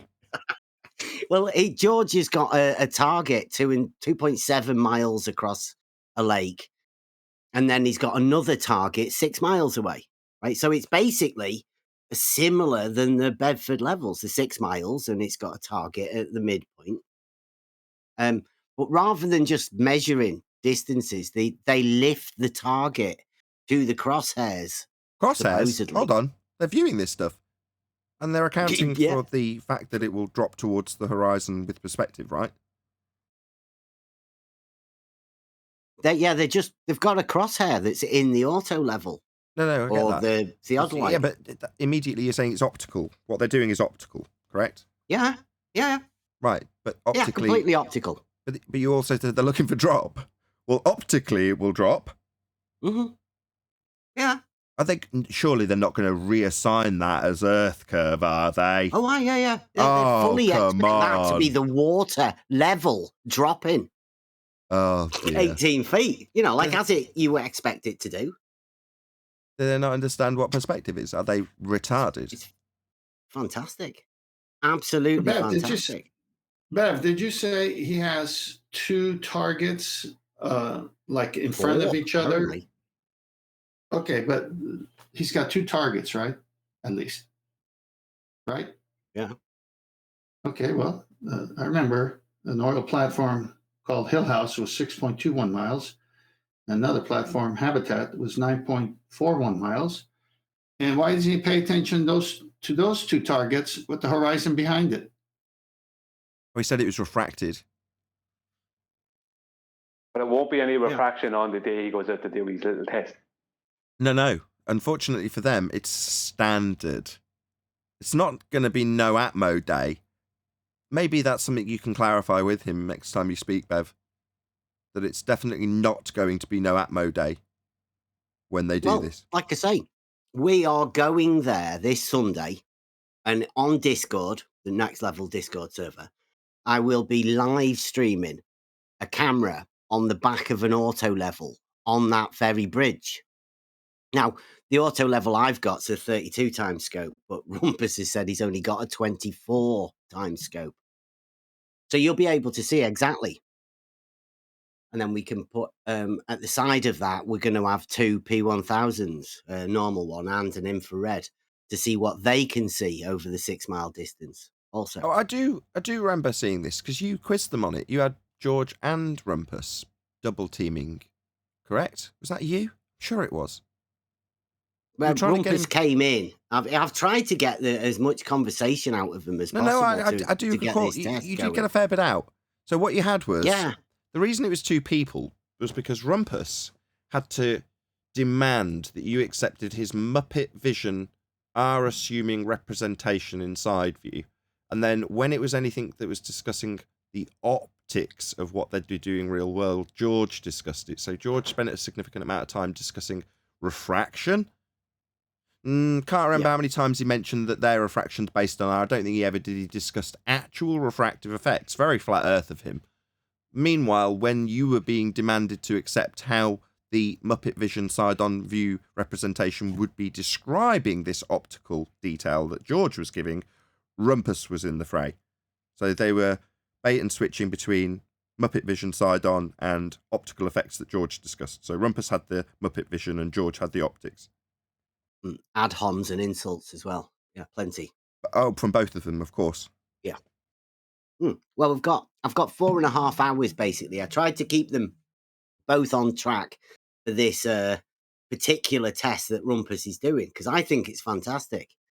Like the Robotham and Wallace both look for the hump because the drop is ridiculous if you understand anything about levels and water levels. But yeah, I think this is one of the historic moments, one of the biggest faux pas, I'd say, that the Globe team could ever make is letting Rumpus redesign the Robotham. Robotham Wallace. I mean, it's a development of Wallace. I mean, I've already been there myself with my son, and we've done the Robotham, the 8 inches off the canal surface. We've got the footage for that. We've already done that. Sure. So seeing this one is brilliant. I'm loving it. Okay. So the assertion made when it's being transposed into a so-called globe proof would be to correlate what they see in their optics with the begging the question, proof of nothing, perspective hijacking Earth curve calculator in Muppet Vision. Now that transition will be used when they do their description. Now, I obviously want you to have every success in your demolishment of this, Bev, so can you do a full-on shout-out for your Discord server, your channel, encourage people to subscribe, all that good stuff? Okay. Well, with the YouTube channels, try thinking. But that isn't where the magic happens. The magic happens within the Discord server. There's a team of very clever people that work. Well, we don't work. We just have fun, really. But there's some good minds in there. So the Discord server is Next Level Discord. I don't know. Maybe I'll to give you a link to the Discord server that you can put somewhere. But yeah, that's where we're going to be doing this stuff. We don't normally live stream it to YouTube. Can someone drag in Craig from the live stream queue, please? That's Crackvillain. He's on our main panel. Don't worry about him. No, don't. Yeah, that's fine. All right, sorry. What this is, it's the same thing as what Einstein did. They claimed the globe, and then they went off and found the effects that supported the claim. Right? They didn't have a globe to start with. And this is all it is. This is more trying to find the effects that support the claim that we're on a globe. It's complete and utter rubbish. I brought out a video a couple of weeks ago. It's like 2 minutes long, showing exactly what Rumpus is going to see. I show it with optical drop. I show exactly what Rumpus is going to see over a flat surface. And Rumpus never came into the video. I know he knows about it. He never came near it. Because that's exactly, and I've told him this, it must be a year and a half ago. I told him that I'm going to show everyone exactly what you're going to be claiming to be your curve, which is just optical drop.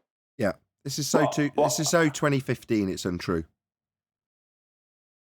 Yeah, and what a lot of people don't realise, and I didn't know it until I heard Jaron talking about it a couple of years ago, was, and it cemented it for me because I was looking into the same thing, the optical drop thing, that what Robotham did is he showed how Wallace was claiming that this drop away from the crosshairs of the telescope of the markers he was claiming an error curve, right?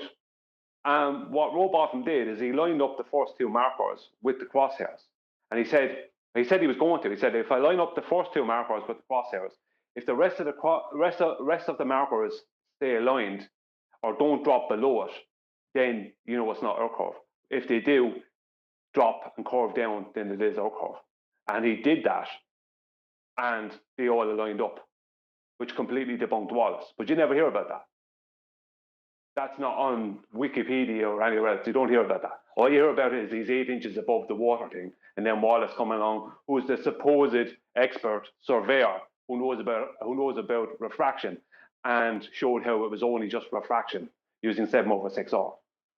Right. But what's not highlighted is the transition from optical viewpoint, which is being attempted to be demonstrated on the flat Earth side, versus their necessity to make the claim in Muppet vision, in a perspective hijacking calculation. So just to make the claim in the first instance, it's like we don't get this point of view. As soon as the explanation comes for how it's dropping around a sphere, the explanation comes with a representation of the side of your own head, the target, and the hump between you. And that assertion comes without any use of perspective. So that's how they've done it. They've just taken perspective and called it Earth curve. Oh, right, it's dropping around Earth curve. No, it's not. It's getting smaller, dropping towards the horizon because it's got smaller. Therefore, it's lower and closer to the horizon further in the distance. That's not because it's dropping around Earth curve. Well, it is if I show you the side of your own head.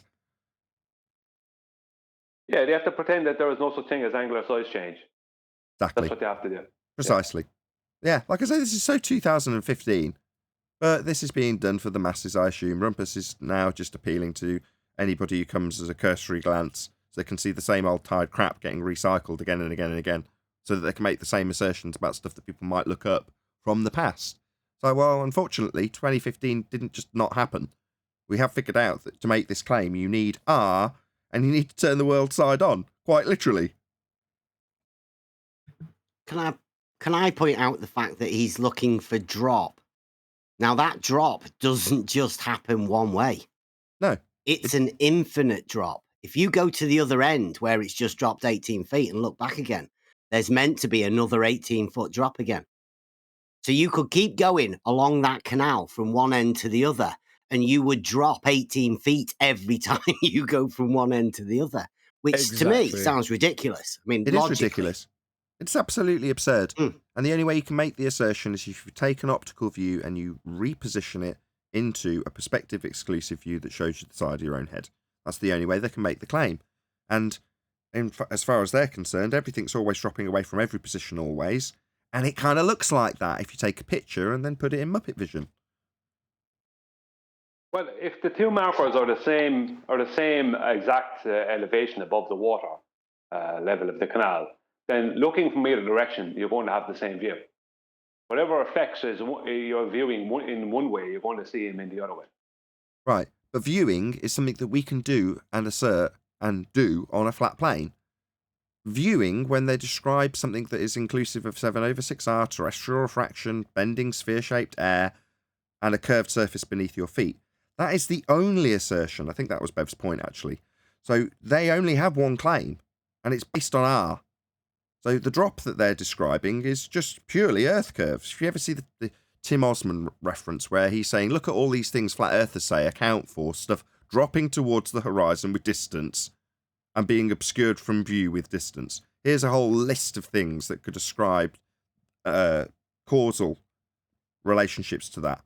Aren't they silly? Here's our list. What's in our list? Earth curve. Oh, and also we can also bend the light at a rate of Earth curve.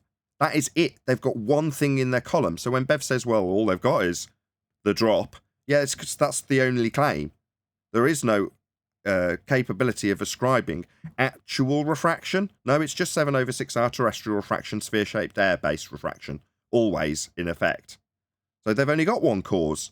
So as soon as you say something like, number one, your description of this takes place in a perspective exclusive view, and number two, there's also this weather effect that is definitely nothing to do with your 7/6 of a radius. That's not being taken into account. And the thing's getting smaller into the distance. Here's the Rayleigh criterion. You can calculate where it will disappear from view completely with the diffraction limit calculable based on your aperture. Is that in effect in your maths? Oh, none of this is in effect. It's just one thing in the column. Earth curve. Well, your Earth curve, your drop, is based on a drop based on the physical obstruction at the horizon. And the horizon's not Earth curve. We've debunked it. So drop from what? drop from the obscurity of your view based on a geometric limitation. Black Swan, hello, we've debunked the horizon as Earth curve. So if you want to assert that you've got dropped, well, no, you'd need something for it to be dropping from, and that would be a geometric limitation you call the horizon, formerly known as Earth curve. And that is not a geometric limitation anymore. Rumpus damn well knows it. He's not allowed here anymore because he had to lie through his back teeth about it. But Wallace went for the hump. Like, why did Wallace not notice the drop? Why? Because the hump is Earth curve, right? It's the obstruction to your view. In the maths, bulge, hump, Earth curve, tangent point, horizon, they're all the same thing. They're all one thing, and it's Earth curve. So he's looking for the Earth curve. It depends on where you want to put your tangent on the model. What I'm saying is, when Wallace did it, Wallace put the tangent in the middle.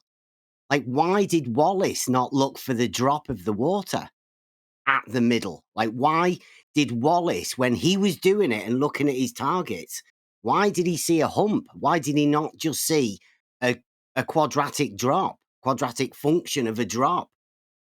Because like, where did he get the hump from? Well, because he got it inside. Well, I'll tell you, I'll answer. He got it mathematically inside profile in a perspective exclusive, begging the question, mathematics known as the Earth curve calculations that assumes R. So based on that assumption, he can draw his tangent point to a hump inside profile. And then where he draws his tangent is down to his position in height. It's 1.2 times the square root of the observer's height in feet, and that will draw out his tangent and derive where his bulge, hump, that's the horizon, that's Earth curve. Unfortunately, it's been debunked by the Black Swan. There is no Earth curve edge horizon anymore. That's what he's looking for. That's what the bulge or hump is. Is there supposed to be observations, though? Look, I've got the actual observation in the main chat for you. But That's the observation. What Wallace did is he removed the 7/6R for the hump. That's what he did.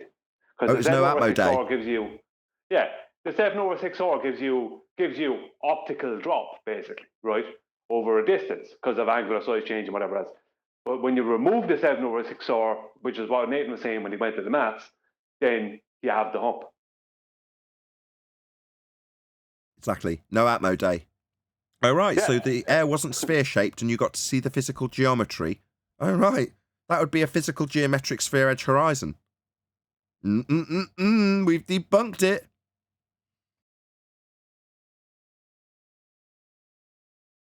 It's the same, like, it's just the starting with a cause, right? They start with the cause.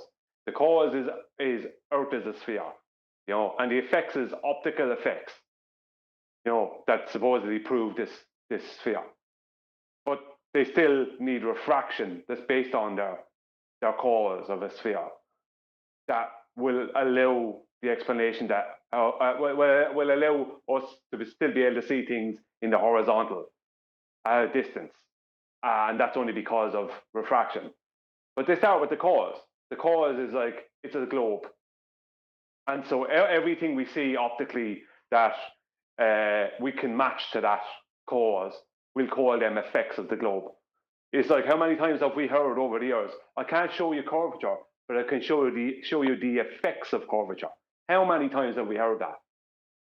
Right. And when it's detailed and described, you have this view on screen right now.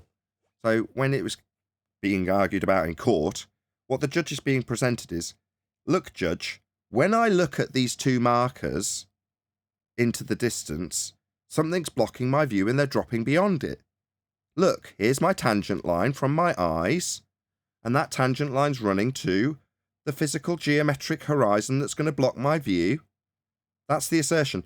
Now, the hope is that you won't notice the fact that you are now looking at the side of your own head, something that you cannot do. You side on to a sphere Earth where you're seeing the entirety of the sphere Earth you're assuming, with no perspective taken into account. It can't be. You're looking at you and the target simultaneously. Is this target smaller than this target? No, not in this view. Now, from the perspective of this person, number one, you wouldn't see your own head. Number two, this would be smaller. At this scale, you're talking about, what, 800, 900 watt plus miles further away than this item, it's definitely going to be smaller, but that's not represented in globe maths. See the side of your own head. Perspective is therefore removed. Therefore, when this thing's got too small to see, Earth curves got in the way. And it's the only reason for it, in this perspective, that you never get. Muppet vision. That's what we mean when we say Muppet vision. AKA an orthographic representation where you see yourself in the view and therefore perspective is removed.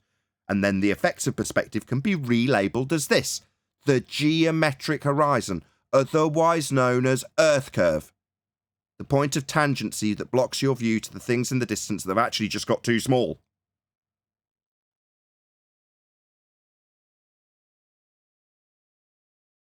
Well, all the supposed effects of curvature are all just optical effects. So they just hijacked all the optical effects they could find and claimed So, Nathan. that proved. Sorry. Go on, Indeed. Tom, go on. How you doing, Nathan? You right, mate? I could have you. You know it. Is that all you've come for? Because fuck you. No, you I know haven't come you'd for be a war. going down. I I'd go for that don't want injury. I don't want no problems. There There wouldn't be any, mate. It'd be over in 3 minutes. Would you get in the ring? Would you? What the fuck? I'd be dead in about 2 minutes if I was actually in the ring with you. I know it. He's a good That's boxer. why I'm He's not. not That's a bad why boxer. I wouldn't get in a debate with you either. Like that's why I surrender. Surrender in a debate. I just- Thank you for opening my eyes. But what's an easy way to explain the problem with this? Because I know you guys use all the complicated terminologies. I know it's complicated to me and it's complicated to a lot of people because there's a lot of different things you have to go into very depth understanding to communicate on that level. So how could I do this in like layman's terms? Explain. To Okay, I people? can give you one sentence. The horizon is an Earth curve. It's just a. So what would they go? What is Okay, it then? you ever Yeah, used a big, yeah. massive exercise ball?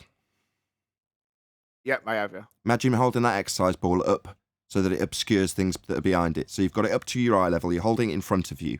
Now, the top edge of that massive exercise ball blocks stuff behind it, doesn't it? Yeah, yeah. That's a physical, geometric limitation to your view. Something's physically blocking your view, that beach ball or exercise ball. That's claimed to be what makes your horizon in the distance when you're out at the beach. Same thing is claimed to be what the sphere edge is represented as when you see a horizon. Well, the horizon, Tommy, is not the same as the beach ball edge. It's not a geometric limitation to your view, and it's claimed to be. The picture on screen is the black swan, and it shows that the horizon, which was in your view when you had the ball, something that blocked stuff behind it. Well, in this view, if you imagine our Earth horizon is the same thing, suddenly it's beyond where it would have been blocking stuff. Akin to, imagine you're in your gym, you're holding up your ball, and you've got some dumbbells just out of view because you've lifted up the ball. Now imagine that for some reason, you look at the ball, and the ball is now behind the dumbbell. You're still holding it, but it's behind the dumbbell in your view. It makes no sense. It can't happen because you're holding the ball in front of it. So geometrically, it can't be behind it. And they're saying that's due to atmospheric conditions, basically the heat. Yeah. I didn't think you'd make that connection so quickly, so I'll keep the live show open to make this explanation. Further explanation. They say it's refracted, right? Yep. Yeah. Well, that means that geometrically, they don't have a straight line to it. To be refracted means to have deviated from straight. Well, their maths is based in geometry and requires straight lines to assert that geometry. I know that's complicated, Tommy. I might get more into it in the after show. I've heard this argument before, and I've said it to people, and I've said, because in your maths, usually you're drawing straight lines, and now do we know that light isn't going straight because it's bending due to the atmospheric conditions? So why isn't it represented in the maths? I've heard this argument. It can't I've be. heard you say this. It can't be. Yeah, that's right. That line that's now bent in their maths is called a tangent line. So earlier, when I had it up on screen, I drew my mouse along a straight line to the physical Earth curve edge inside profile. That line's called a tangent. It's a necessity to make the Earth curve assertion. That tangent is a requirement. The moment they bent it, this is something I didn't get initially, Tommy, so don't feel embarrassed. I had to go to QE and say they keep saying refraction. And then he said this to me. The moment they say refraction, it's the end of their claim. It's a geometric claim. Now, further to that geometric claim that's ruined when they bend the line to the horizon, we also have a tool that utilises the horizon, and it's got a straight line to it also. It's called the sextant. And that's what he was asking me about sextant the other day. Yeah, it's got a straight line to the horizon, and your assumption is that every single position below every star above the land has got a straight, flat line to it in order to navigate the land, and it works perfectly. So your assumption is flat line to position below star that's 1,000 miles away from you. And everything around in a circle between that star and your position around the base of the star is all flat. What's the best explanation given for having a straight line in your maths given by Rumpus? What's his best answer? I've had the answer. I've had the answer. I've got a quote for you. The geometric horizon only exists in the maths. That's his answer. End quote. The Rumpus. Okay then. In other words, what is the geometric horizon, Tommy? It's Earth curve. So to rephrase or paraphrase what he's saying, Earth curve only exists in the maths. And with that, I'm going to say, if you are watching this on either Nathan Oakley 1980 or Nathan Oakley Premiering streams, then stay tuned, as there will be an after show to follow. Unfortunately, if you are watching this live, this is where we bid you farewell. I'm sure there was actually somebody that smashed the super chat just before I started doing this outro, so let's just scroll back at my chat. Unitox Femu, massive shout out to you, my friend. Thank you very much indeed for smashing the super chat. Stay tuned if you're watching on either Premiering stream. I've been Nathan Oakley, and I will see you all in the next video.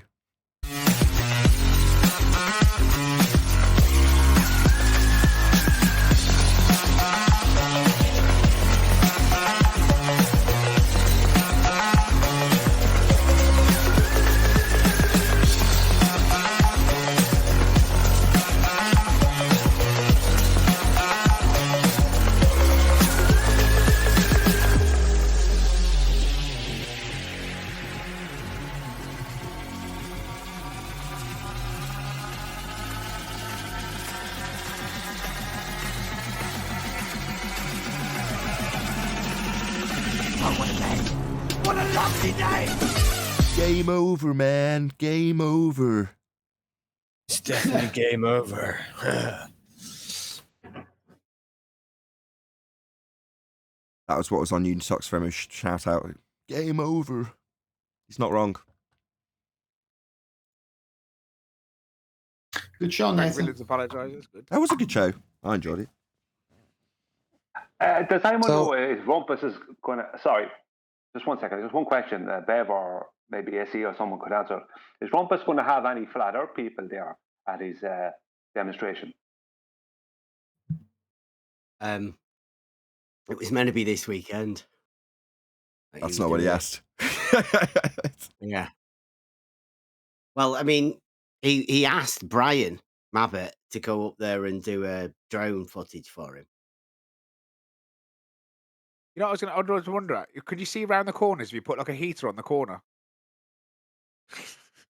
You're just figuring out that refractions... Hold on, let me just lay this out for Tommy. Right, Tommy, if you're on a globe, which I know you're not, nothing, and I do mean nothing, is where it's supposed to be. Everything is subject to atmospheric refraction in sphere-shaped air. That's atmo, that means air. Sphere, that means sphere. So air sphere. So therefore, light is always bending at a standard rate through the sphere-shaped air. Therefore, whenever you look out the window at anything ever, it's not where it really is. I'll let you digest that as a previously believing in the globe person. This is what, remember that analogy, that story I gave before, when I said, like, if you took someone on a plane and flew him over, and then you got to the other side of the flight and you went, you know, you just went over a large curve there. And they go, really? Did you see? They go, now look at this board. You draw something on the board. You go, see? And they go, oh, yeah. And then what happens? You go back home later, and they capture you in bed with their wife, and they go, oh, they're walking. They go, what you doing? You go, no, I'm not in the bed with your wife. Just look at this board here. See, it's not what you see. Statistically, you weren't going to come home at this particular time. Let me show you statistically why this shouldn't happen, and you can just forget about it. Exactly. Yeah, statistically. Oh man, it is just so mad, isn't it? Yeah, but sir, usually you come home at this time, and I can prove this to you. So Please do ignore. Wasn't it Kissinger that was claimed to be a bit like that? Who kissed her? Kissinger. Henry Kissinger. That was a pun for 10th. You're right, Rack Villain. Tom- I'm glad. Tommy, All do you good, know buddy, all that somebody said, someone on our opposition side said that when you hold your hand up in front of your face, that it's not really there. Do that, right? So how would that work in the boxing ring? Every punch is It really doesn't. Well, that's the World rhetoric. champion? That's somebody adhering to the actual rhetoric. Yeah, it is. That's like, what I don't, a lot of people haven't really been taught these things in depth, and it's easier for them to just like reject the people who argue against it. You know what I mean? So it's not easy to do that than it is to actually learn the stuff and realize that you're being lied to and Yeah. unlearn it. That seems to be the harder task. Well, yeah, that's why we call them anti-flat earthers. It's easier to brace against us as a community as they see us bundled all together with stereotyping fallacies, and then just brace against us rather than, like you say, learning this stuff and realizing the awful truth if that's how they perceive it. So, in a boxing analogy, this would be switching from southpaw to orthodox or the other way around. I like switching sports. I love boxing too much. I'd never leave it. I love my boxing too much. I wouldn't want to do fucking MMA. But I love my boxing too much as well, dude. I do dabble in both, but I couldn't do with the training. Like lying on the floor and letting a man wrap his legs around you and then doing Right, I drills. know. I just couldn't do it, man. I couldn't do it. I'm I was only like, used to when it, I started doing that, I was like, I've got to go.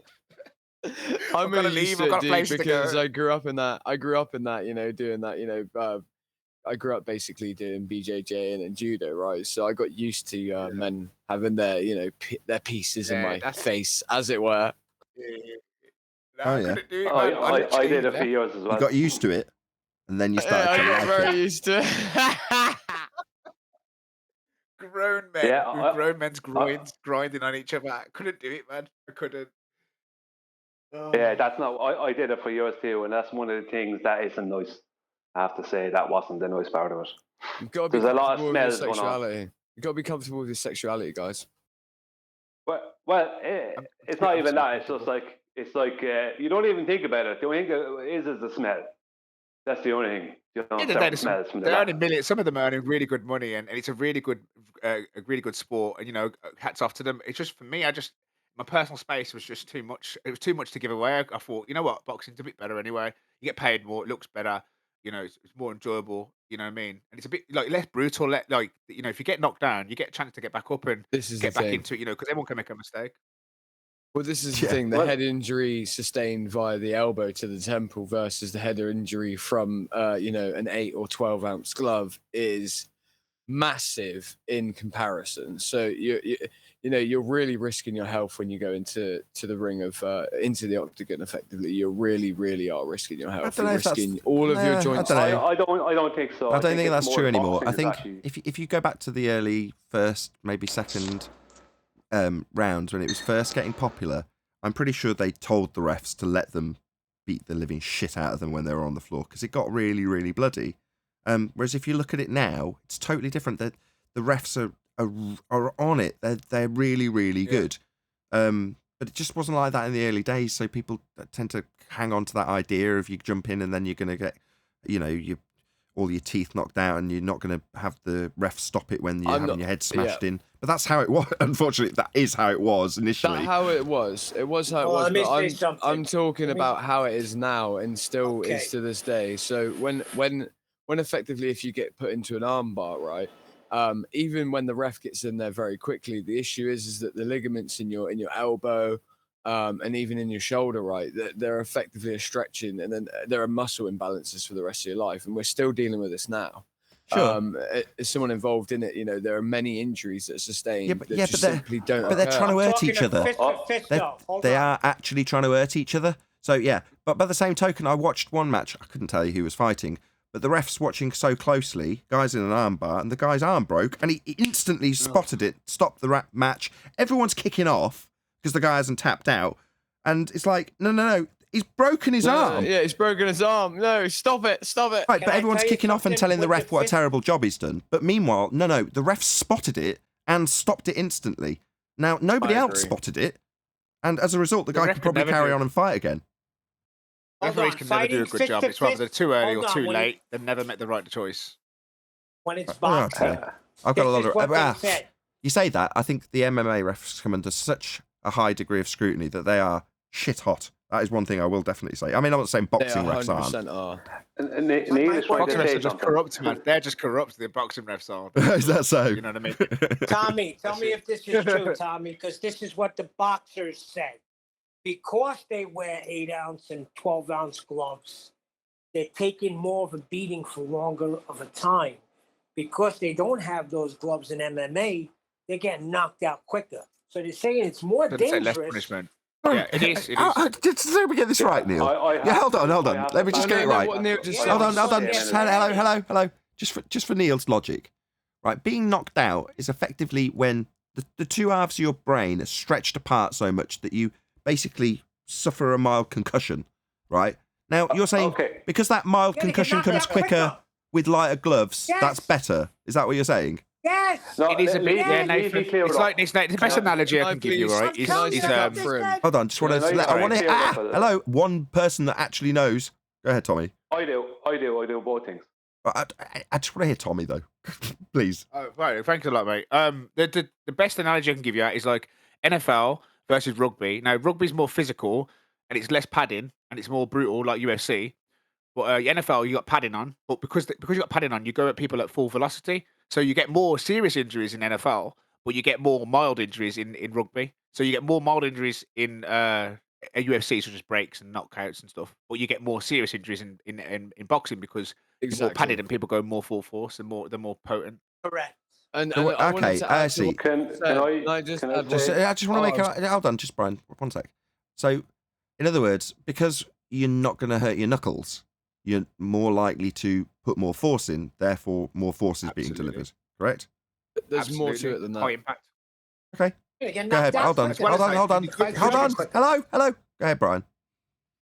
Yeah, I did some amateur boxing years ago. I was just training and sparring, and I trained with my cousin who was a boxer for years and years, and a Muay Thai fighter. But I did MMA then as well. And when you spar in boxing, after sparring, you can't think straight.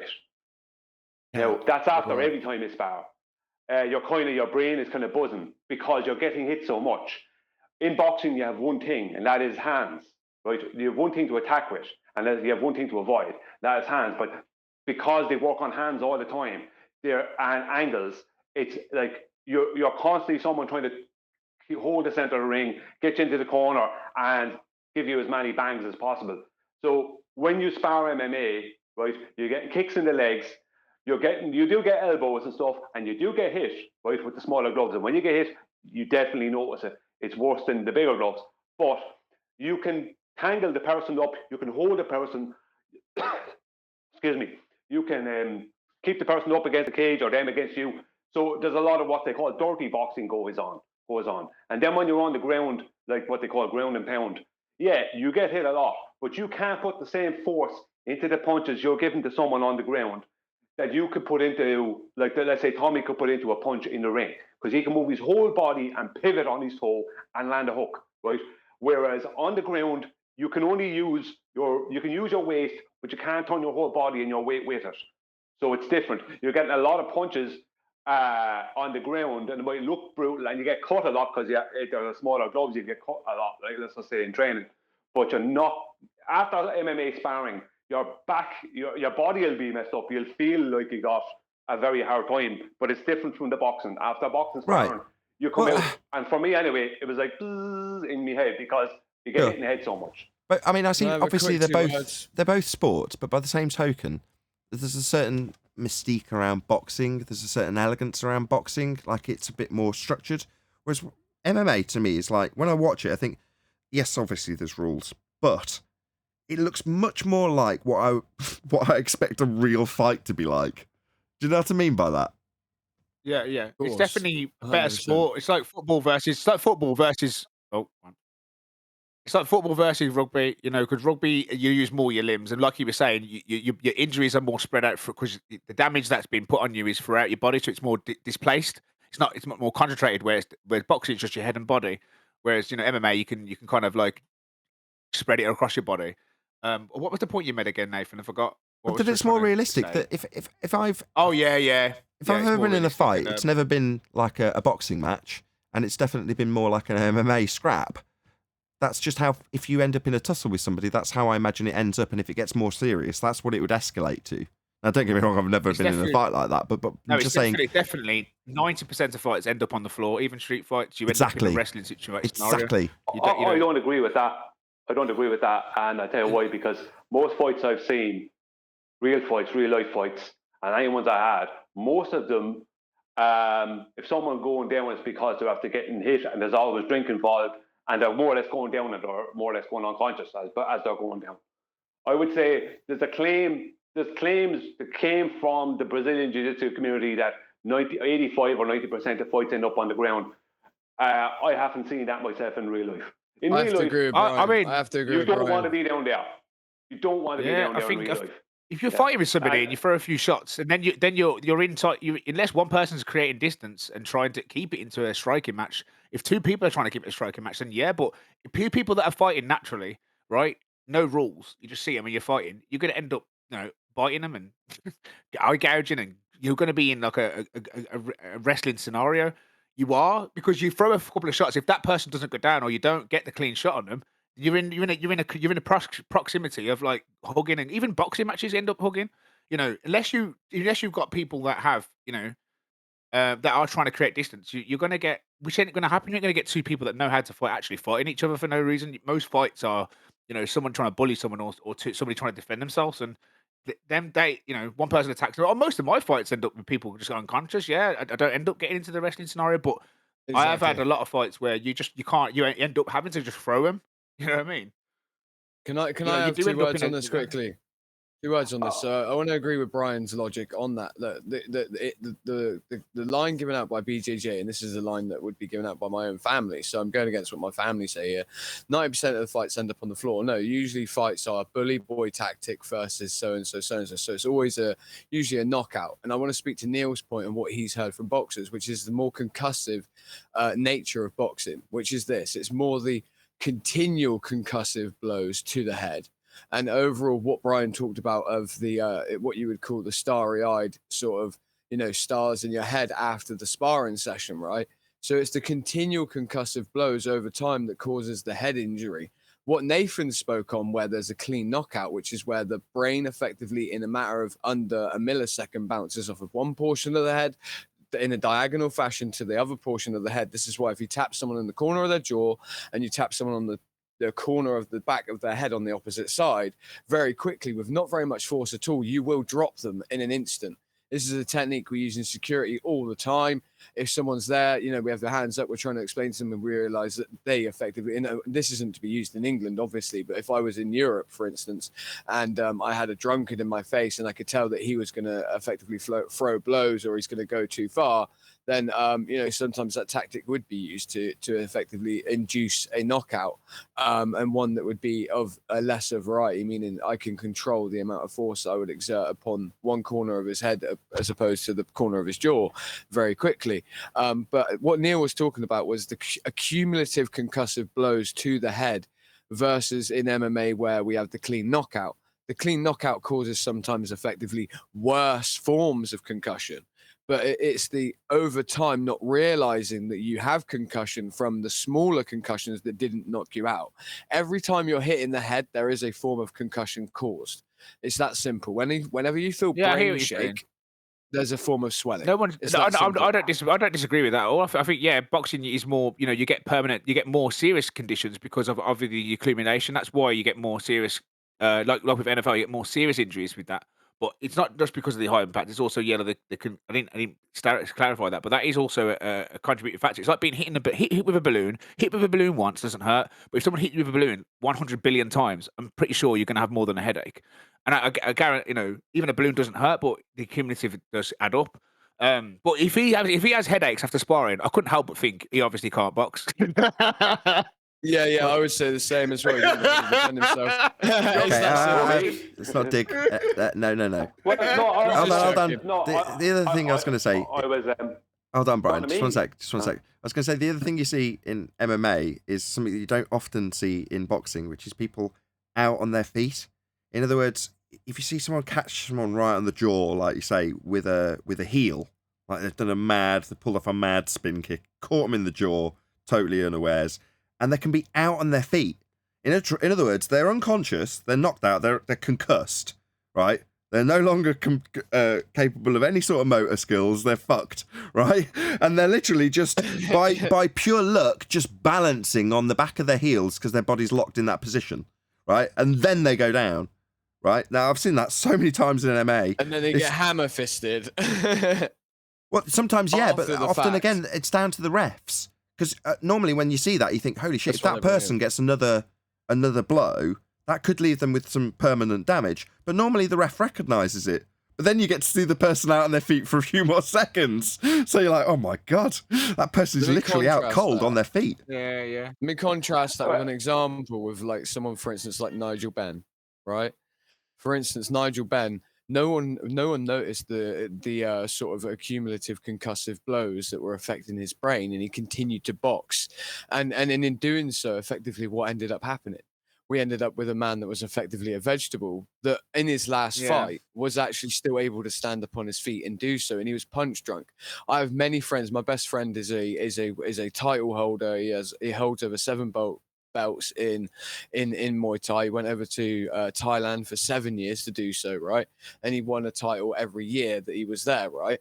But the point is he himself, just from the Muay Thai, he was rarely knocked out. He was rarely fully put unconscious. I think this happened to him one time, right? And it was at the very beginning.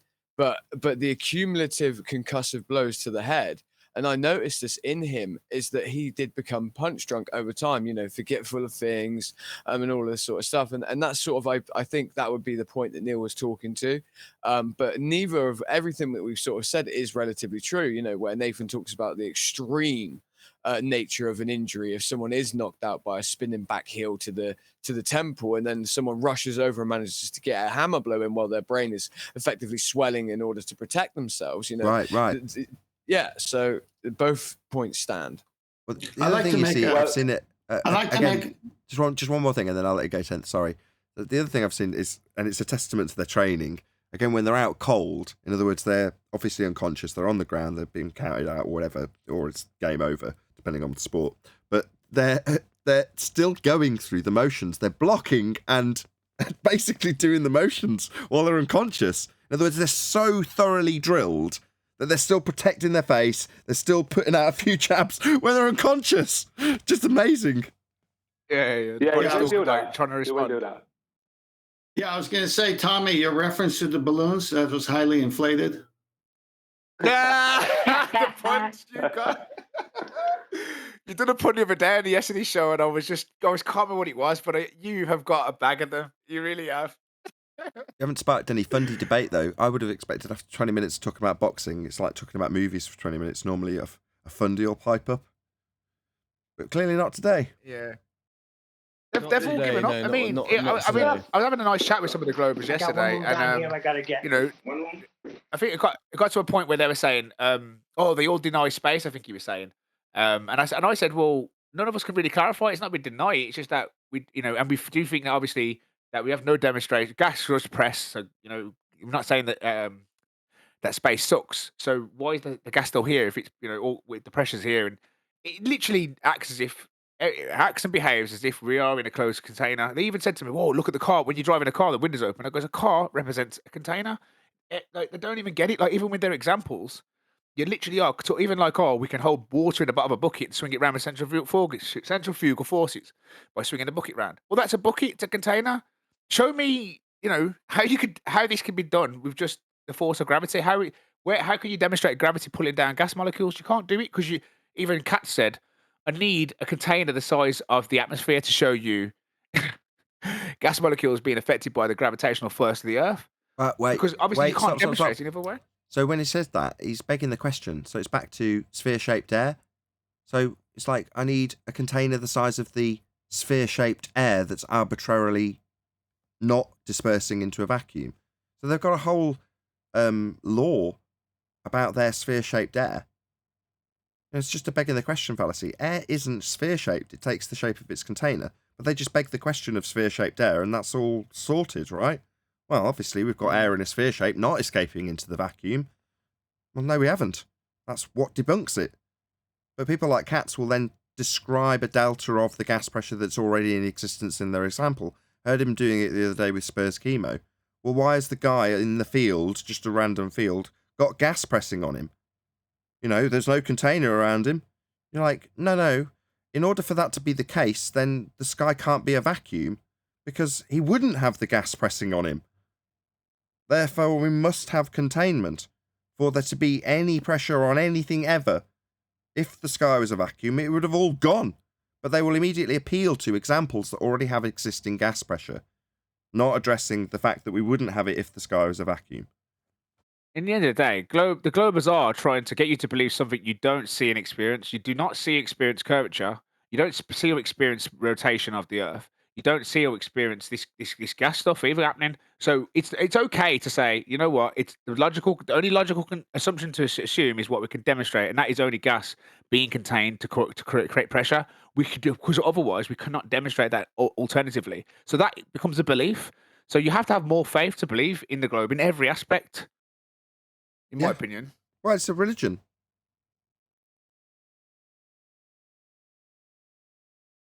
Fucking sad, man. It really is. And I couldn't, if it's round, it's round. If it's not, it's not. Like, I feel like that's how everyone should be attacking this argument and not just being anti-flat earth, which is what you get a lot of now. The only people that seem to be around who want to call you an idiot and say you're stupid and you're crazy and all the usual bullshit.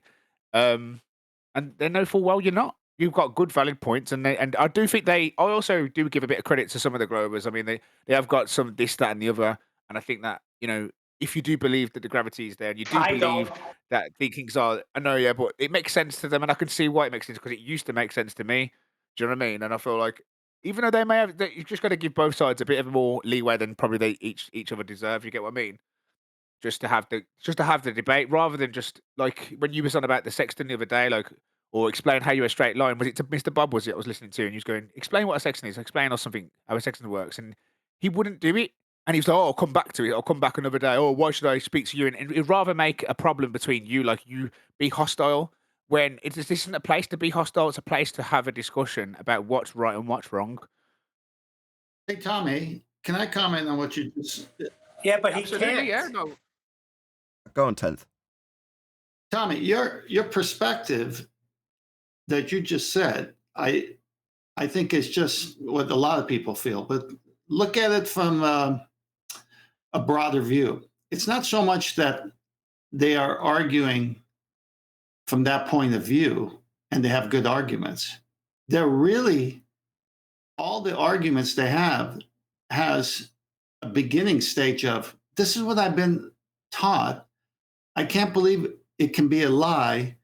I'm going to go back to what they told me in grade school and bring up some of the things they taught me. And that should prove that all the flat earthers are wrong because it can't be wrong what I was taught. That's really where they're stemming from, all their arguments, rather than what you said. Hey, if it's round, it's round. If it's flat, it's flat. Why aren't you interested in the truth? The truth isn't two-sided. I mean, you can't say this is true and the opposite of that be true at the same time. I hear so that. That's true. So you're more of a kind of person that if you held a false belief and you were shown evidence it was false, you would change, which is exactly what you did. But these people these same people are fighting another fight. And that fight is, I can't believe that I've been lied to, or what are the consequences if I'm wrong? that's the inner fight that we never really talked to him about. That's what probably should target then, really. Whether whether why do they hold so much loyalty to something that possibly is false? Well, not even possibly. In the minds of us, that it's definitely something up, and that's exactly why I was quite happy to concede and to realize that I'm going like I've been arguing against this for 5 years. I thought these guys cannot really believe this. That's kind of how I feel like a lot of Globers are. They automatically feel like you think the Earth's flat. There's no way these people could be sane, or there's got to be something wrong, or they've got to it's got to be something with the person. Do you know what I mean? And that's all they're stuck on. The person. Oh, Nathan Oakley is smarter than Einstein, or oh, these people. It's like it's not just forget about the person that's giving you the information. Just look at the information. Do you get what I mean? It's Tommy, not about the Well, person. What? hey, That's let the me field follow to up. academia. Tommy, have you ever met a person or are the person that switched political parties? I've ever met the person. No, they don't, do they? They hold it to their graves. They're stubborn.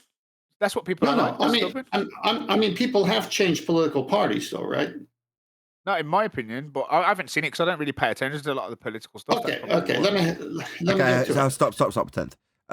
On the assumption that people have and do change political parties. Go ahead, 10th. Yes. So, for example, I'll just be more clear. So, if you were a Democrat and now you're an independent, why'd you change? Well, what I thought Democrats stood for is no longer what matches what I stand for. So, I no longer identify as a Democrat because it's not anything I agree with. All right. People change all the time when the rules change or they find out what they had a faith in or belief in, it wasn't what it was meant to be or as advertised. That's Okay. right. People do this all the time. Indeed, exactly. So, I often seek sanctuary in the fact that I'm a black Jewish Muslim woman, and that does help. yes, Yeah. I'm sure it does.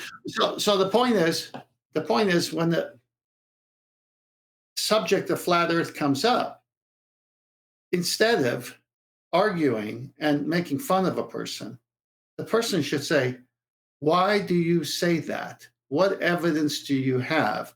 Because for as long as I've been alive, pretty much everyone thinks we live on a ball. Why are you saying that? Then I would respond, this isn't a perfect world now. I would respond, okay, I have no problem with that. But if I give you evidence that you consider solid, will you switch now? Can I get a commitment out of you that if you find out you've been lied to about the nature of the earth you live on, would you switch? And that's the way you test it. Always be closing. Can I say something on it? Yeah, go ahead. The problem isn't that what they believed is wrong. That's not the problem. The problem isn't that they might need to change their perspective on stuff and realize that things like gravity is not there and it's not doing what they thought it was doing. The problem is they were told their whole life that flat earth is stupid and flat earthers are the stupidest people in the world. And the media has told this the world for decades and decades, right? The problem is the alternative is flat earth and flat earthers being right. And that's the problem. If there was a different alternative from flat earthers and flat earth, they wouldn't have the problem with the switch. But there isn't. There is only one alternative. It's social rejection as well. They've got the financial situation. Their jobs are on the line. They've got their reputation. Their relationships that they've built with people. The egg on their face. If anything, they're all holding each other hostage to it. To that opinion. Yeah, If you know what I mean. in a Like, bucket. if one of them, Crabs in a bucket. Correct. But I do think that the biggest thing is the fact that the alternative is that the people they were told were the stupidest people in the world are turning out to be the very people that are showing them that what they believed and have believed is wrong. And the alternative I think is the very Akuma thing they were virus told is one. Sorry. I Well, was going to say, because I just think finish people off, like just- Akuma virus know that you're right and know that you've got a point, but still argue it to their blue in the face and don't have a good rebuttal to what they're trying. They don't even understand what they're talking about most of the time, and they seem to be cognitive, intelligent people. And the points are being repeated constantly, and I don't blame people for Nathan for shouting at some of these guys because it's like I'm just answer the question. Like, answer the question, and I feel the same way. It gets me angry. The question is on the table. Just answer that. When I was arguing against it, you're in that moment when you just think, oh, what's this person talking about that for? But while you're thinking that, you're not thinking about the answer, and then you end up going away, thinking, oh, the person spoke to me in a rough way. But why are they speaking like that? Because you're being ignorant. Because you're not listening. Because you're not taking your turn. You're not taking in the information that someone's saying, and you're not replying accurately. And I'm trying to remember why I kept doing that. Even when I look back at the video when I was doing it, I'm like, what's wrong with me? Why couldn't I just listen? Brainwashing. You don't know that you're being brainwashed. You don't know you're part of a cult. You don't know that you're adhering to the one world religion when you're a baller. You have no idea of any of those things. You just know it's the way it is. Likewise, anybody in a cult knows that that's the way it is. And why would you be telling them otherwise, you evil man? Get lost. Yeah. Well, to give a good example, a few nights ago I was speaking with some of the ballers on the after show of Brandon's when the show ended, and relative density in that came up, and they were stating it's not real and it doesn't work, and I said no, I said it does. And one of them asked me, we're talking about weight and mass and things as well, and one of them asked me about says does density cause weight? I said yeah, density of matter will give something weight, as in something can't have weight if it's not made of matter.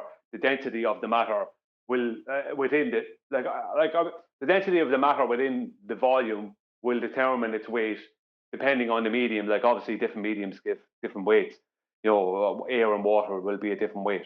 But Sorry, stop you. I've got to leave. I'm literally late. I've got somewhere to be. But thanks very much for having us, and I'll be on again for some more sanity talk. It's good. But yeah, just wanted to say goodbye to everyone. Thanks for having us. All right, I'll be back tomorrow or whatever. All right, Tommy. Talk to you later. Right now. Yeah, Tommy, appreciate maybe everything. that day you would just maybe that day you did too mistraining. much sparring. That's what I need to do now. I need to go and get my head punched in. All right, I'll see you later, Maybe guys. that's what happened that day. You argue with Nathan. Maybe you had too much sparring that day. That's the fight I don't want, man. Not in no debate room. No way. Right, catch you later, guys. See you, Tommy. But yeah, what happened was they were more interested. The one person that asked me about does density have a cause weight or something like that, it was focusing on the word density. And he said, so if I compress something, I make it more dense. I said, yeah. So if I take something and compress it and I make it more dense, will that mean it'll have more weight? I said, well, no, I said, because there's no added matter to it. I said, I said, if you keep a volume equal and you add density to it, you will increase the weight, depending on, obviously weight is within the medium, but just as a basic, you will increase the weight. If you remove density, you will decrease the weight. If you're talking about a solid, like we're talking more in solids. And they were like, yeah, but that debunks relative density. I said, no. But I said, weight is within like the medium. Like if you put a scales at the bottom of a pool, you stand on it, you weigh less than you do when you're standing on the scales at the side of the pool when you're not in the water, because there's two different mediums. But they were too, I think it was B-ball or someone like that. It was too focused on the density and weighting, and they're trying to get a gotcha. And it just wasn't working. It got to the point where one or the other, as actually Boyoju stepped in, and he started getting involved in the conversation because he could see that it was kind of like they were focusing on a gotcha that wasn't going to work, because like they thought that we think that like density means weight. So when you compress something because it's more dense, it should have more weight. It's like no, nobody thinks that. So they don't even listen to our. Go on, yeah. Let me ask you a question. If you say I got a cup of water, 3/4 of the way full, and then I fill it up with ice to the rim, when that ice melts, will it overflow? When the ice melts, will it over? Well, no, because the ice is expanded ice is expanded. So when it melts, if with the ice the water hasn't flown over the top, then when the ice melts, it won't be. That's like asking the same thing. If you compress something more, will it be heavier? That's stupid. I know, but they thought that they were thinking that because I was trying to explain how density it has a relationship to weight, but I was also trying to explain weight, trying to get into the conversation about weight and about mass. So there were 3 or 4 different things going on, but 1 or 2 of them focused on the whole density thing, and they couldn't grasp it. Eventually, Biojoule, I think it was, came in. He understood what I was talking about. But some of the others, they couldn't grasp it. And even Travis came in, and Jeremy was saying, look, you'll have to give some examples because they're not getting it, kind of thing. It's like they couldn't grasp that we don't think that if you compress something that makes it heavier just because it became more dense. We don't think that. That's not what we would say. Like, we're just working with actual physics. So I think that they think a lot of them never even listen to our claims or what we have to say because they instantly strawman. Or they make claims for us, huh? Okay. Yeah, that's what happens. They end up making the claim. They end up making the claim in their own head without listening to the person who's actually making the claim. That kind of way. Oh, like Nathan, you say the Earth should rotate under this balloon. No, I don't. Yeah, that's your belief. Yeah.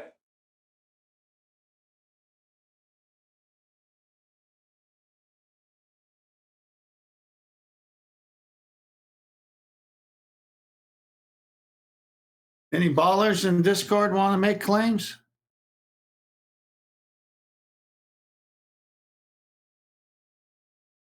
Or tell us what our claims are, because you're doing anyway.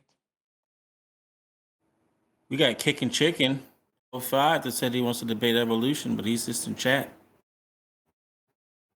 It takes more faith to believe in evolution than a creator. So bring his ass in.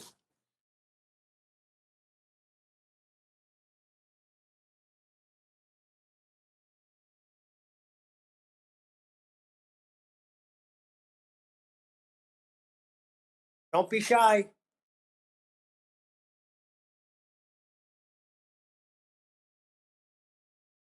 Come on, it's Friday. Just ask him to join VC. VC being voice chat. Yes. Oh, he's in. All right, just one thing for Kicking Chicken. 05. One thing for Kicking Chicken, watch the foul language. That's pretty good. I like that. Go ahead, Kicking. Don't be a chicken shit. Let's go. What's the topic about? The topic is about the nature of the Earth. It's obviously round. Is it a sphere? Yes. And what proof do you have of that? There's many proofs. There's Cavendish, which demonstrates gravity, which means that the Earth must be a sphere since the force of gravity would be pulling on all sides. There's the curvature, the constant curvature measurements by surveyors. There's Bob Nadel's 15 degree per hour drift, which proves the Earth rotates. Is there a center point to gravity? Hang on, he's listing his... Hold on, Stop. Stop. 3, we've had 3. So let me just summarize. We'll go through them one at a time. So we've got the Cavendish experiment as number 1. Got the curvature of the Earth from, I forget what. And then we've got Bob Nodell proving 15 degrees an hour drift. Is that your summary of 3? I can't remember the second one for Earth curve.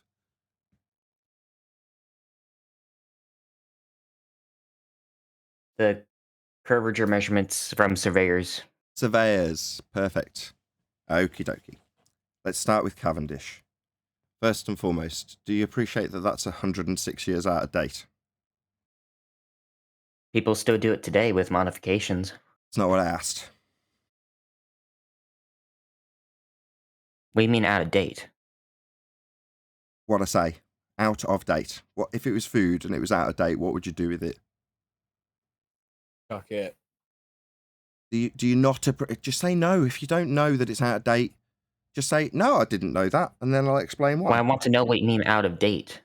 Superseded by Einsteinian pseudo-Riemannian force-space-time bending. Oh God.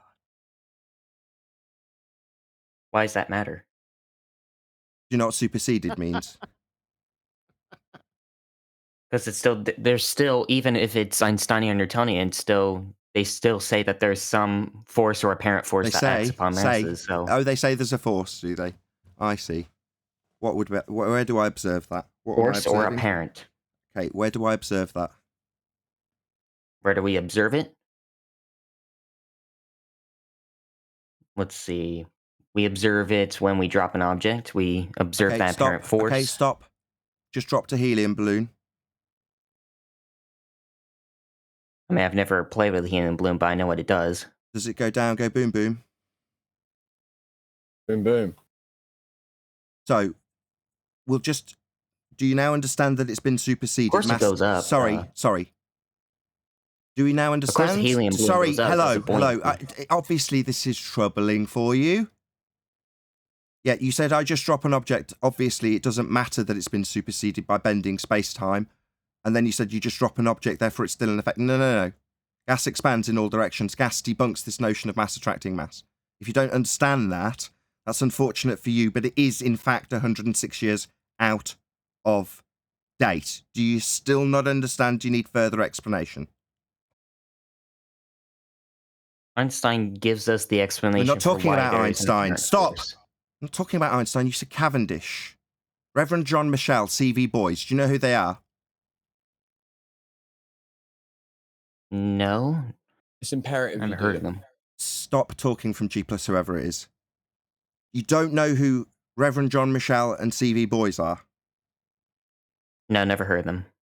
Right.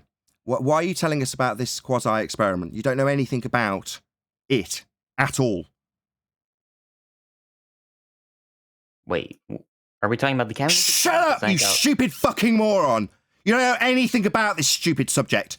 Cavendish is 106 years out of date. It's been superseded by Einstein. Do you understand? Because you don't know anything about the Cavendish quasi-experiment. Otherwise, you'd know CV Boys and Reverend John Michel were. You don't.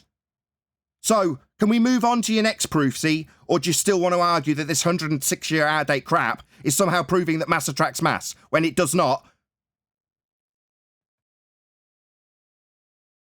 Hello? That wasn't rhetorical. Do you still need further explanation for how mass does not attract mass? It does. Show me. Mass attracting mass. You going to drop something? You drop some that can You're demonstrate. like a helium balloon. Sorry, Dosey Joe Fundy idiot. We've covered this though, haven't we? I covered this already. Hello. Just because you didn't accept it. Yeah, we have covered this. You don't just drop something and say mass attracts mass. Gas has mass in Einsteinian vernacular. So gas would move to the centre of Earth also if you're going to make the assertion of Cavendish. It does not. Can we move on, or are you still going to fight this, you stupid idiot? Buoyancy exists, and it's a consequence if mass attracts mass. Buoyancy is an assumption of gravity. It would assert that gas... It's been demonstrated. Why are you talking? I heard what you said. It's not my first rodeo. Do you think you're the first person to use that word here? It assumes gravity. That would be gas go down, go boom, boom, to force the gas below to go up, displacing it. That would be the layers of gas forcing their way down. No, gas doesn't go down, go boom, boom to force stuff up. Gas expands in all directions. It's not homogeneous. It's not a layer to press down on stuff below. Do you understand that? Yeah, I get that. Right, so your buoyancy assumed gas go down, go boom, boom. It doesn't.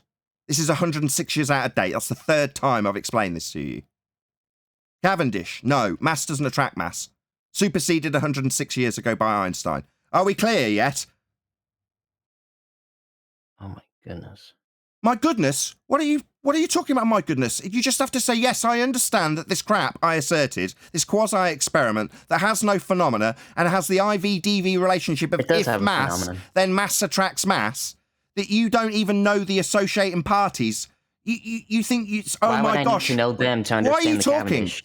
Hello? Why are you talking? You didn't know any you of the keep assuming associated things about parties. me. Why are you talking through me? Because you keep assuming things about me. I know you don't know anything about this because I've asked you to qualify what you know, and you didn't.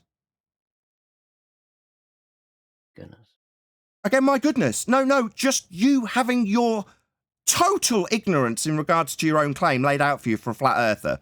You think Cavendish proves mass attracts mass and things will move to the centre of Earth. They don't. Gas has mass in that vernacular, and it expands in all directions, debunking this notion that gas goes down, go boom, boom. Your further rebuttal is buoyancy. That would be gas pressing down to force other gases up. That would mean gas is a homogeneous layer pressing down. It doesn't do that. Second time I've told you that. Do you want to say, oh my goodness again? Or just concede that mass doesn't attract mass? It's 106 years out of date. If you have a cup and you fill it with sulfur hexafluoride, why doesn't it expand with the to the atmosphere? It does! All gases disperse with time. It's called entropy. You think if you've got sulfur hexafluoride... Shut up! I'm addressing you. I heard you. Do you think that means that you need to continually talk as I respond? You coward. Just listen to the response. Even man-made gases like sulfur hexafluoride are still subject to entropy. Are you an entropy denier? What do you mean by entropy? Are you an entropy denier? Do you think that sulfur hexafluoride isn't subject to entropy? You complete idiot. What's entropy? You fucking moron. Why are you even here? Someone invited me. Yeah, well, why are you talking about this? You don't know anything about the subject. You're asking me what entropy is after telling me sulfur hexafluoride go down, go boom, boom. No, it will also disperse. It's absolutely subject to the law of nature known as entropy. You bloody idiot. But you're prepared to tell me, oh my gosh, again, and then ask me what the hell entropy is. Change with time.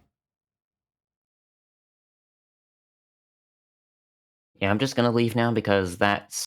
Why? We've already dealt with one of your stupid claims. We've dealt with the 106-year out-of-date Cavendish. Now we're going to move on to your next claim of Earth curve based on surveyors. Or you're going to run before you've even had your second claim dealt with. All right, let's go to... Shut the fuck up. You're having your ass spanked. Now, if you want to run like a fucking coward, you're more than willing. I will still deal with your stupid claims. I've dealt with one that's Cavendish. Now, if you can't tolerate your stupid shit being ripped apart by a flat earther, then run. Yeah? Do you want to run, coward? Maybe you can sit down and shut the fuck up while I take apart your stupid claims. What are you, a man or a mouse? It's not rhetorical. Yes, right, so you're going to sit through the rest of your shit that you spouted here? Or are you going to run? I won't be able to stay here for the curvature thing, so... Yeah, maybe the next claim you make. Yeah, I heard your claim. I asked you to clarify it for me. Now I'm going to take a giant steaming shit on it, and hopefully you'll be here for that. Or, like a complete coward, you're just going to scattergun us with your claims and then run when they are ripped to shreds by a flat earther. So which is it? Are you going to run, or are you going to listen to me rip apart your claim that surveyors have measured curvature to Earth? I'm not running. I literally have something to do very soon, so I want to get there as fast as possible. I won't I'll be able do it quickly to do then. curvature measurements, but I do want to hear really? a flat no worries. explanation. No worries. So which surveyors are measuring curvature, pray tell? Oh gosh, I can't remember the paper, but I wasn't going to really get onto that. Sorry, I really are you want to thick as hear fuck? an Do you not even know how to for- back this claim? You've said surveyors measure Earth curve. Which ones? Oh, I might have to... Are you just a total amateur, haven't got the slightest clue? Are you totally in over your head here? Is that why you want to run away? Because you basically are being embarrassed immediately with your total lack of knowledge for your own claim. What type of surveyors? I don't know. Why are you claiming it, you stupid idiot? That's not rhetorical. If you don't know, why are you claiming it? Hello? Yeah. Not rhetorical. If you don't know your own stupid claim, why are you telling it to me? Because I'm on the verge of ripping your claim that you don't even know to shreds, but you don't even know your own claim. It's pathetic. Why are you here? He means answer him. Why I are did you want to get into here? this. How do you explain the... Don't ask me what I'm going to explain. Why are you here when you don't even know what you're claiming? Oh, here's the team I found. Oh shit, let's see. Let me get... You seem to be segueing back on like I'm asking about surveyors still. I'm not. I'm asking, given that you've just had to go and check what type of surveyor you're referencing, that means you do not understand your own claim. That's glaringly obvious. Based on the fact that you don't even know your own claim and you're prepared to talk through me highlighting that right now, I'm asking, why the hell would you be inspired to come based on you having absolutely no clue about this subject at all? I was just coming in because someone invited me, and I was wondering what it's like in here. I decided to ask you some questions to see if you have any explanations for it, because I want to hear flat Earth explanations for it. I wasn't coming here to debate. I just wanted to hear simple explanations from a flat earther. Okay, simple. No problem. Simple explanation for Cavendish. It's not an experiment. It doesn't have a phenomenon. It doesn't have a valid hypothesis. All right, that's all I need. 106. You want to know or you want to talk through? You just said you wanted to hear flat earthers give simple explanations based on stuff that you've got questions about. Right, well, you've put your stuff to us. I'm ripping it apart. While you interrupt me, then we move on to the next claim, which is that surveyors have apparently measured Earth curve. What surveyors? And you don't know. Now, based on the fact that you haven't got a fucking clue what you're talking about, why would you postulate this? So the curvature measurement was made by Sir George Everest. I'm not asking you to reiterate your claim. I'm asking you based on the fact that you don't know what your claim is and you've had to go and look it up, why would you be under the misapprehension that you should be making this claim? Is it just Dunning-Kruger stupidity? Is. I just forgot who did it for a second. I just had to double check who it was. I don't want the claim. I want to know what makes you think you've got any sort of right to lay down claims when you don't know what you're claiming. You're having to look it up on the fly. I just want to know how you explain it, that's all. It's your claim! Why are you asking me to explain your shit that's wrong and out of date? No. Surveyors measuring I'm Earth saying curve. that Cello, it's another one of those times that I take apart your stupidity and you immediately start talking through me. Yeah, I understand that I am quite terrifying. Doesn't mean that you have to immediately and incessantly ejaculate through everything I say. Now shut up! Your claim needs to be backed with actual evidence that surveyors actually measure Earth curve. Now that's your claim. You're asking me how I'm going to explain it? It's not my claim, it's yours. Now, so far when I've asked you to back your claim, you are incapable and have to go and look stuff up. So why claim it in the first place? That's about the fourth time I've asked it. Do you want the evidence? No, are you thick? Is 5 repetitions of my question just undigestible for you? Based on the fact that you're having to now look it up, you've looked it up, but you still think that somehow I want the claim. No. I want to know why on earth you would feel necessary to make the claim based on your total ignorance of it, having probably read it once. I've read it multiple times. What type of surveyor? I think it's a geodetic surveyor. All right. What's a Geodetic tangent surveying. plane?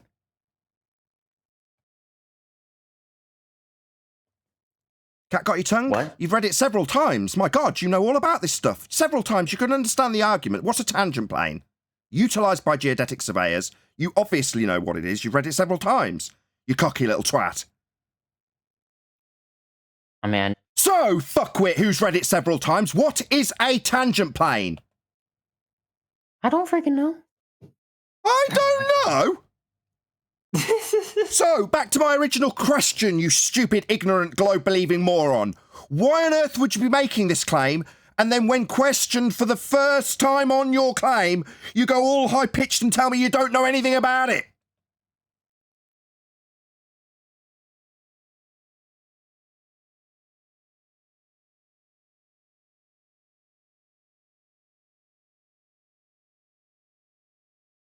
If you want the evidence and you want to read it for yourself, just go to mctoon.net/r and Fuck you with your plug for MC Toon. Scumbag Get that's those got to buy measurements. views. You know MC Toon pays for views. He has to buy No, he views. You doesn't. realise that? He has to Pay buy views. his audience. You realise that? I'm surprised he hasn't been banned I'm for. surprised he's not paying you. He's paying for people to watch his videos. He's paying YouTube to promote him with ads. In other words, he pays YouTube to put ads up for his material. He's paying for views. It's pathetic. You want to come here and plug him? What's a tangent plane? Geodetic Wait, I want to hear surveyors about use- that MC Toon they'd Sorry, why'd you keep plugging MC Toon rather than answering your geodetic surveyors based question? What's a tangent plane, shit for brains? Wait, MC Toon really? Stop plugging him! Is that what you've got, MC Toon? To send your little minions here who don't know a fucking thing, rather than you facing questions about tangent plane? Yeah, because you know what would happen, don't you, Toon? With your ads for your videos about 5G bilking. Yeah, paying for views, you sad little twat, and then sending your minions here who don't know a thing? Doesn't seem to know what a tangent plane is. Maybe he paid him too for the advertising. Wait, seriously, MC Toon really? Shut does the pay fuck up! viewers? Somebody kick him out. Is that the end of your time here? I'm just going to perpetually shout through everyone that MC Toon needs to be subscribed to. No, I'm asking you. Does MC Sorry, you pathetic little twat. You still haven't answered a question about your geodetic surveying claim. You claimed that they measure the curve of Earth. Is this going to descend into you plugging MC Toon constantly rather than proving geodetic surveyors have actually measured Earth curve? No, I'm sorry. You. Yeah, stuttering bitch. You're being asked about your claim about geodetic surveyors, not about your allegiance to some twat that has to buy views. Do you comprehend this? I never heard of this. What do you mean, MC Toon? No. Kick him out. He's just given up. So, when it comes to proving the actual claim, according to him, it's worth having a sphere belief. That would be geodetic surveyors measuring Earth curve. Yet, where I ask him the first basics of geodetic surveying and tangent planes, doesn't even know what it is. But he knows all about how to plug MC Toon. How pathetic. You'd think you'd have Earth curve proof based on what you said, but you haven't. You've just got lots of plugs for some shitty YouTuber that's buying views. I'm muted. You stutter like a bitch. Go tell MC Toon how well you came and how I reduced you to a stuttering bitch. Really pays for you? Yeah, stutter like a bitch while you plug MC Toon rather than justify your claim that you can measure Earth curve by way of geodetic surveying. He pays YouTube? Yeah, he's literally paying them to promote his material. At the top of a scrolling list, you can get an ad for an MC Toon video about 5G bilking, which he has had to pay for. So he's literally paying YouTube to promote his shit. It's pathetic. I did not know that. I don't care what you know. You don't know anything. You're promoting shit you don't... My God, he's promoting this guy. And then when I tell him about a mild aspect of this twat's behaviour, he hasn't got a clue. You're promoting him, but you don't know anything about him either. Well, way to keep to form. Yet you didn't know anything about your claims. You don't know anything about the thing you're promoting and shilling for. You're just the typical ignorant, globe-believing moron. Nah, I think he's playing dumb. I think he knows better and he's just acting. Oh, does he do that? He didn't sound convincing to me at all. No, I bet he's following doesn't know instructions. I would like to bet, having never seen anything ever by MC Toon, that MC Toon has instructed his audience to go and promote him. And this guy has just done exactly what he's been told. So when MC Toon has said, go out and speak the name of MC Toon, this dude has done exactly as he's been told, because that's what he does. He's just parroting off what he's been told to do. I haven't been told by MC Toon, but maybe... I don't know. Sorry, mate, you're here to give us geodetic surveyors' Earth curve measurements. I can't believe he pays you. Sorry, you're here to give us the backing to your claims that you've made. We're on number 2 of 3.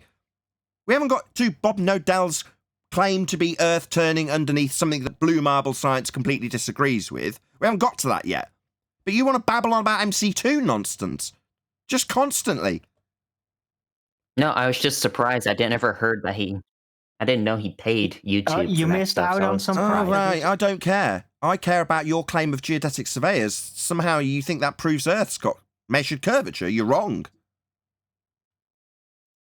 Can you, give me the specifics? Because I do It's want your claim. Do you not understand your own claim? You're asking me to describe your claim to you as you interrupt, as I highlight that you're now asking me to explain your own claim to you.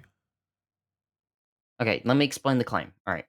So these surveyors went to different locations, 3, and they kind of formed a triangle, and then they measured the angles between each of those points. And if the Earth was flat, they would measure angles that are 180 degrees. But Where do they get a triangle from on a curved surface? Where do they get? Where do they get a triangle from on a curved surface?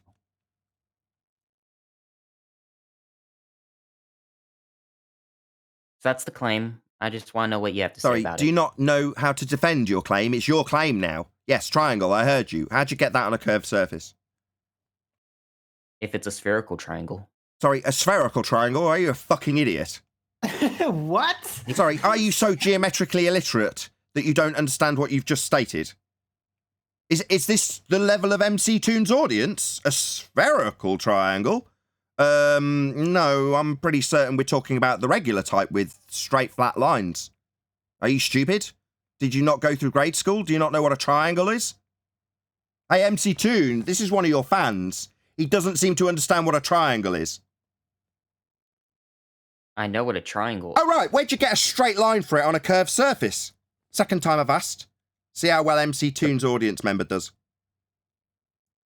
I'm just going to restate the claim. So I understand the claim. I heard it. You said about drawing a triangle? Yeah, I got the claim. I heard. I listened. Do you think I just need it repeating 17 times? Maybe you could answer some questions about what you've just claimed. I understood and I listened to. So, where'd you get a straight line for the triangle? On a curved surface, if that's what you're claiming.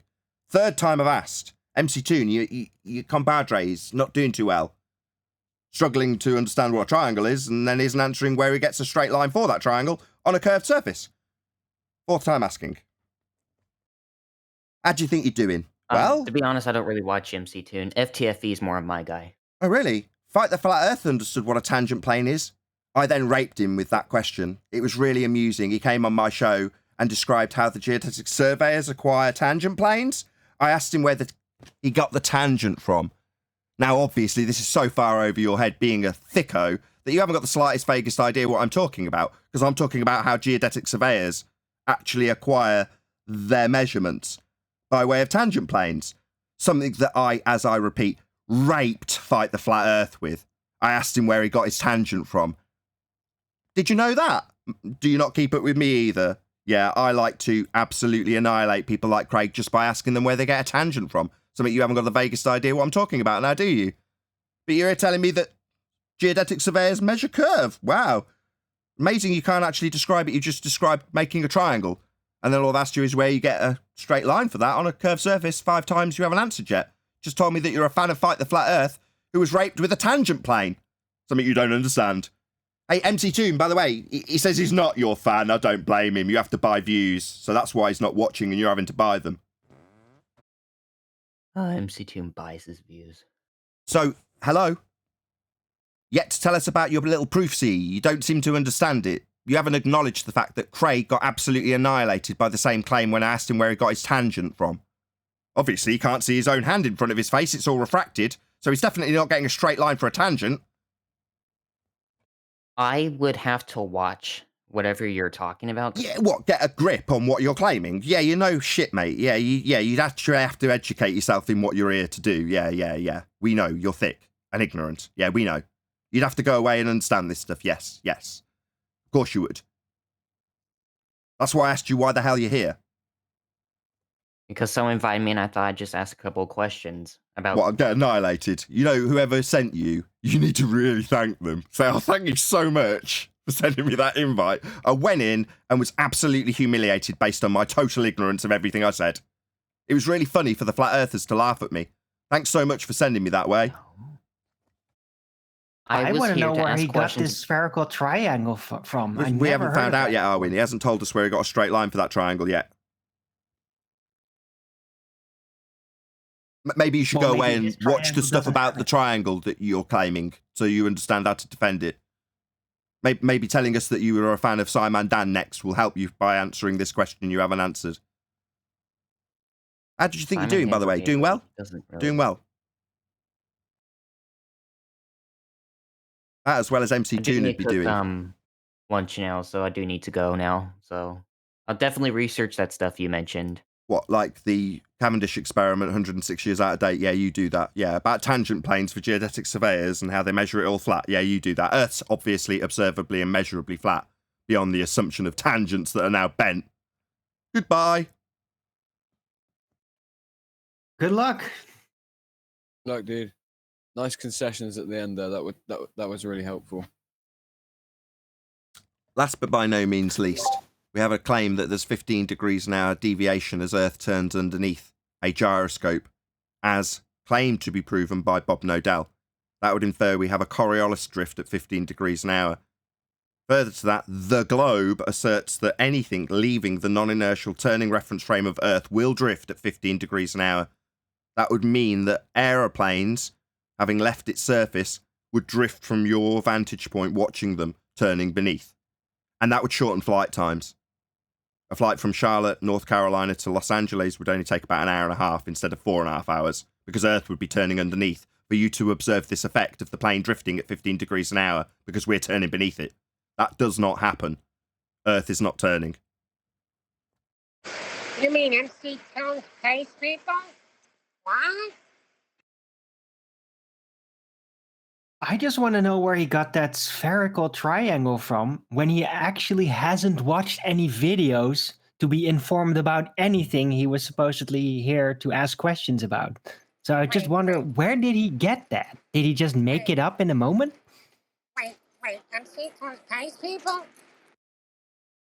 Neil, you're coming through as a very young squeaky child. Wait, MC Toon, he pays people to come here? He does. Right. I think I got the idea that he was surprised by that, since he mentioned it 15 times with surprise. So he pays people? It's in Ballbusters. Is there a £150,000 anti-5G scam? Oh, what's this? Oh, it's an ad. Oh, so MC Toon paid to promote this video, did he? Oh, right. Tough times, huh, MC Toon?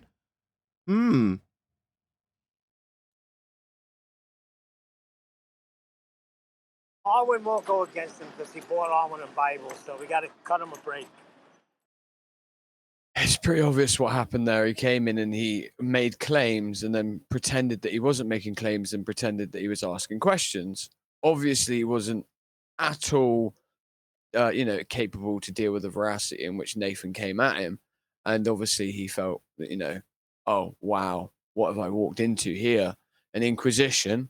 Well, no, it's not an inquisition, is it, sir? It's effectively what you're stating, what you don't know, and us simply stating to you, you do not know it, and showing very quickly how you do not know it. Hence, when the names of the people that conducted Cavendish were brought up, you were there in the dark. So how is that not an inquisition? I think it is. Well, he invited himself. That's why it's not an inquisition. Oh, right. He's not being forced pulled out of his house, but he came here and that's exactly right. It's going to be an inquisition. What did you expect? I think he expected it to be easy, and I think he expected that, we were going to be lightweights, or Nathan was going to be a lightweight, because all flat earthers effectively are devoid of any form of intellect, correct? That's the anti-flat earther position. He's probably sat here listening to us talking about boxing. It's like, these flat earthers, piece of piss. Well, Tell me more about my eyes. This is the result of parroting something versus studying it and understanding it and making a claim about it. Bingo. Yeah, MC Toon told me that geodetic surveyors prove we've got Earth curve. Okay, how did they prove we've got Earth curve? I might have to go and watch that video again, eh? What, you mean you haven't got the slightest clue how it works or what it proves? You just took him at his word because you're a complete moron? Yeah, we know, and you can easily demonstrate that to us, can't you? I stand by I'll what I make said him as do well. it. I bet you anything that MC Toon's telling his audience to go out and promote him, and he's just done what he's told. Stop calling him MC Tunes. His name is Mick. He's a Mick, not an MC. He couldn't be the master of ceremony for anything. Okay.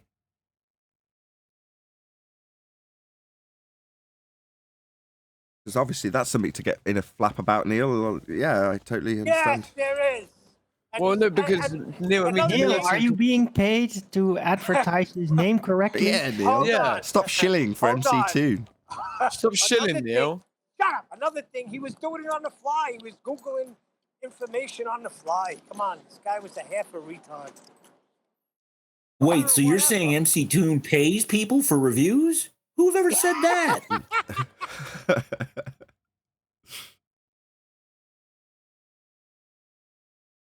Anyway, it stands for militant conformist. Anyway, MC Toon.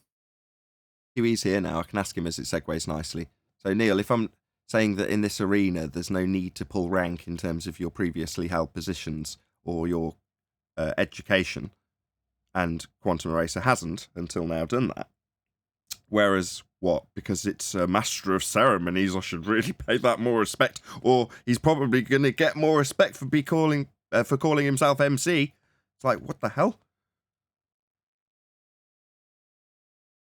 Thinking more like a street cred. An MC, somebody cool on the streets. That dude is not an MC. He's a freaking retard. Just means master of ceremonies. That's all it means. Still think it's master. It's got cred on the streets. Okay. Because, of course, street cred's what we value here the most. That's, like, uber important on Flat Earth debate. If so, then I guess I'm at the top. I've got so much street cred. Okay. So, The guy's a heliocentrist. Huey, The moron. we heard that Bob the Science Guy is pulling rank on you.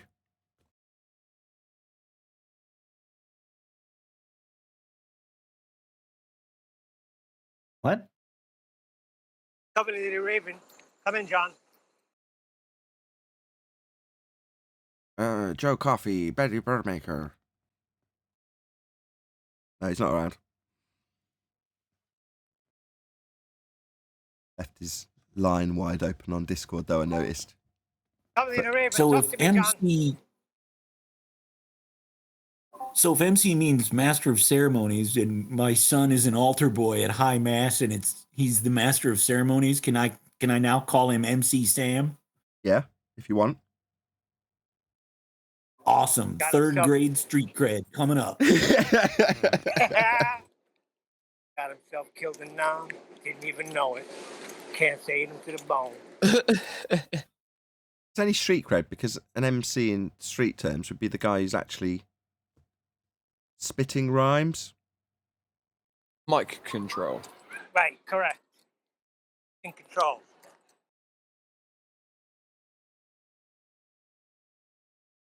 That might be a slightly different context then. So, okay. Oh, I'm sure he's, as an altar boy, is he not part of the choir as well? He's not spitting rhymes for Jesus?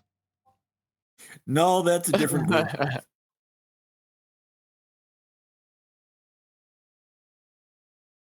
That's more like a choir boy.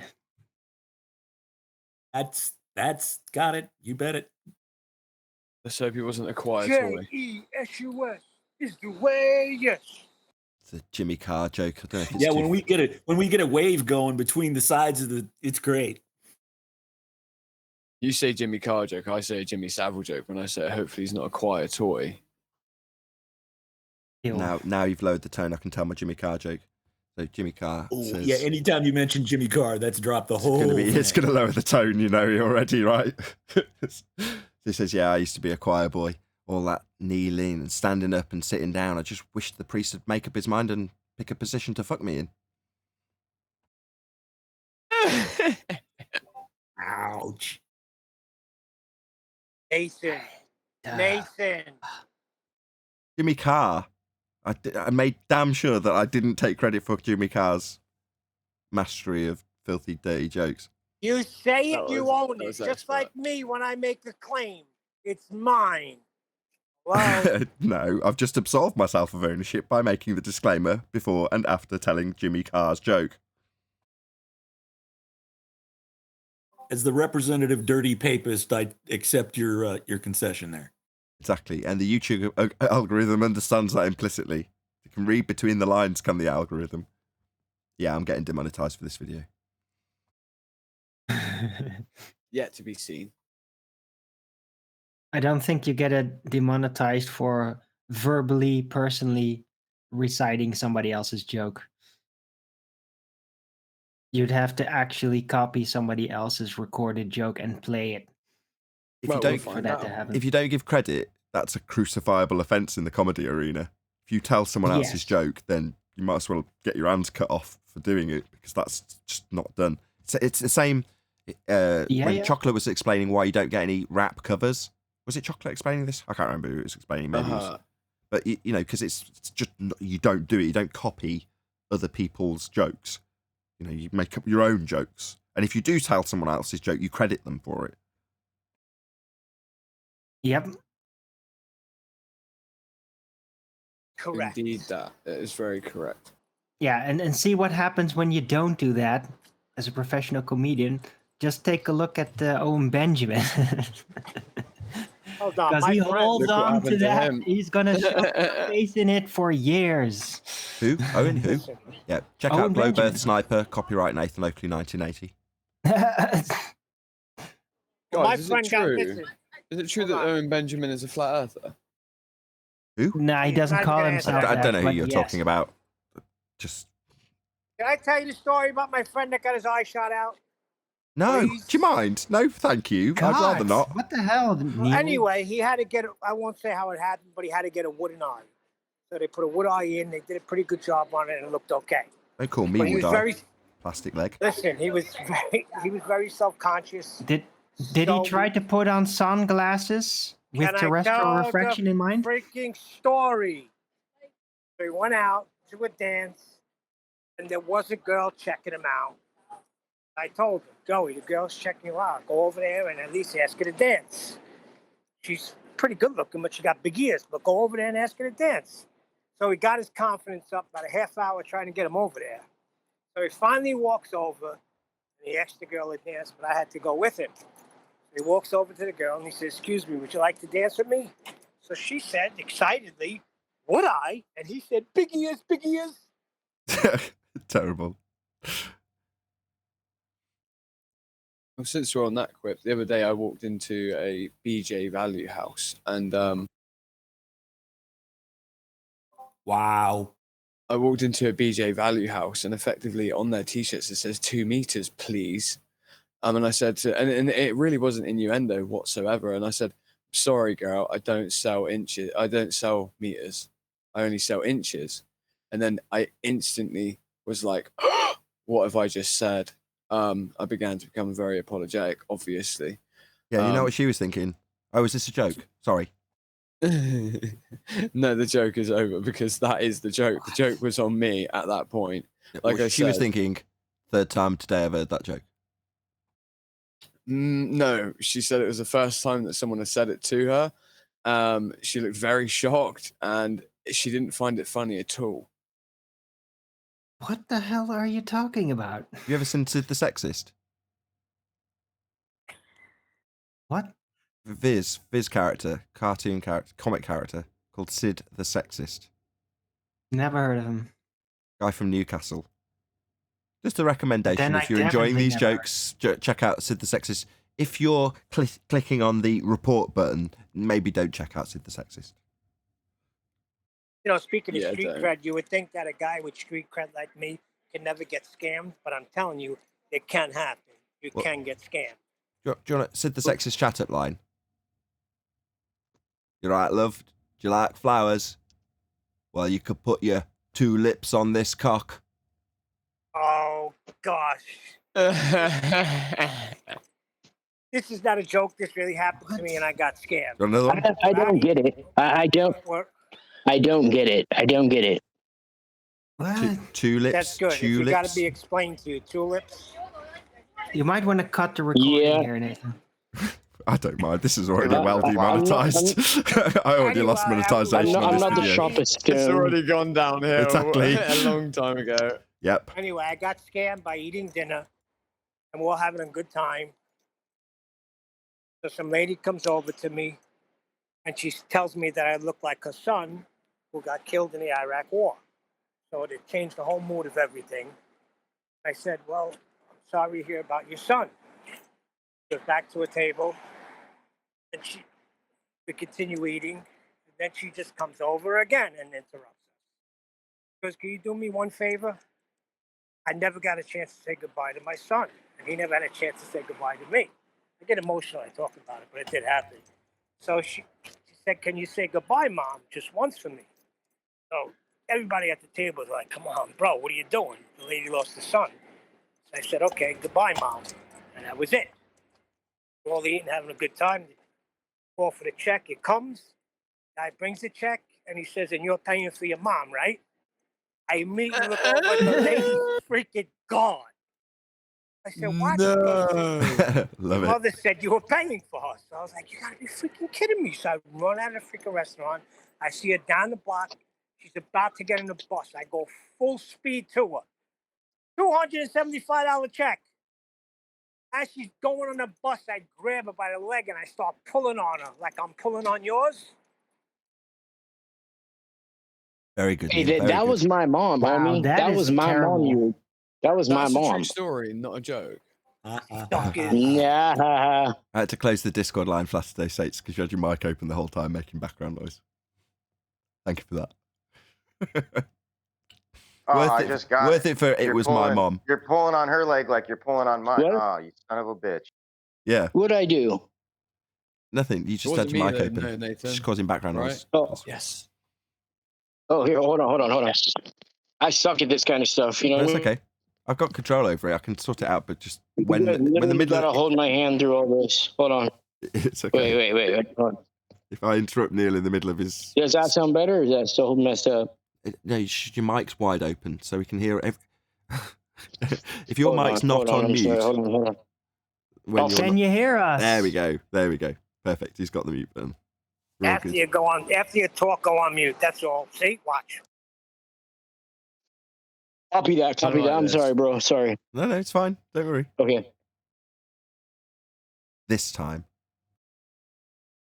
Next time, maybe not. Bunch so of crude much. bastards here.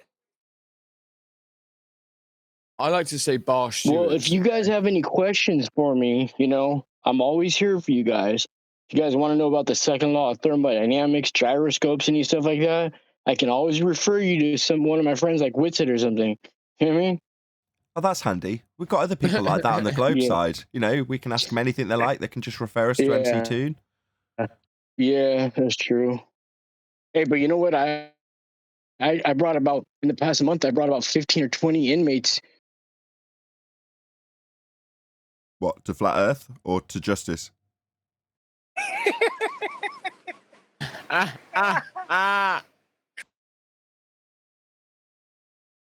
He's Speaking of Batman. that, speaking about that, you guys hear what's going on in Rikers Island over here in New York?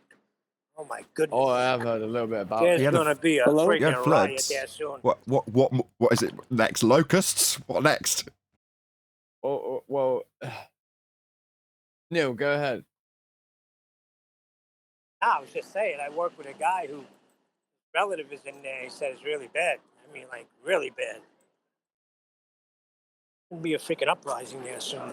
Yeah, they're not even like giving them meals or anything, are they? And then all the Nothing. irrigation inside of it, all the toilets have been flooded. Every level of Rikers Island has been flooded effectively. So there's That's 10 they're deaths in a wading in week. shit. They're wading in shit, left, right, Well, and center. they left 1,500 people out during the pandemic, and they rearrested 3 times the amount of them. They can't process them and put them in housing units, so they got them in showers, freaking waiting rooms and cells, and like 30 people to a small cell. It's going to be a problem soon. And then they get angry, and then effectively the inmates make it worse for themselves by plugging up the toilets and making it flood, which makes absolutely no sense. It's already terrible for you there. What country are you Why guys would talking increase about, it? though?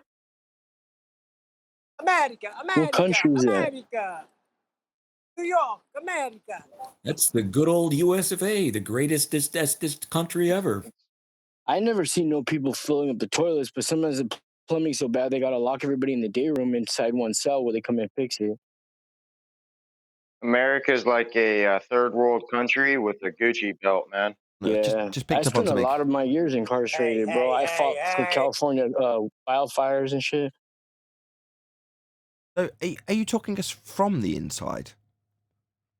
Yeah, no, I've been to California fire camp, bro.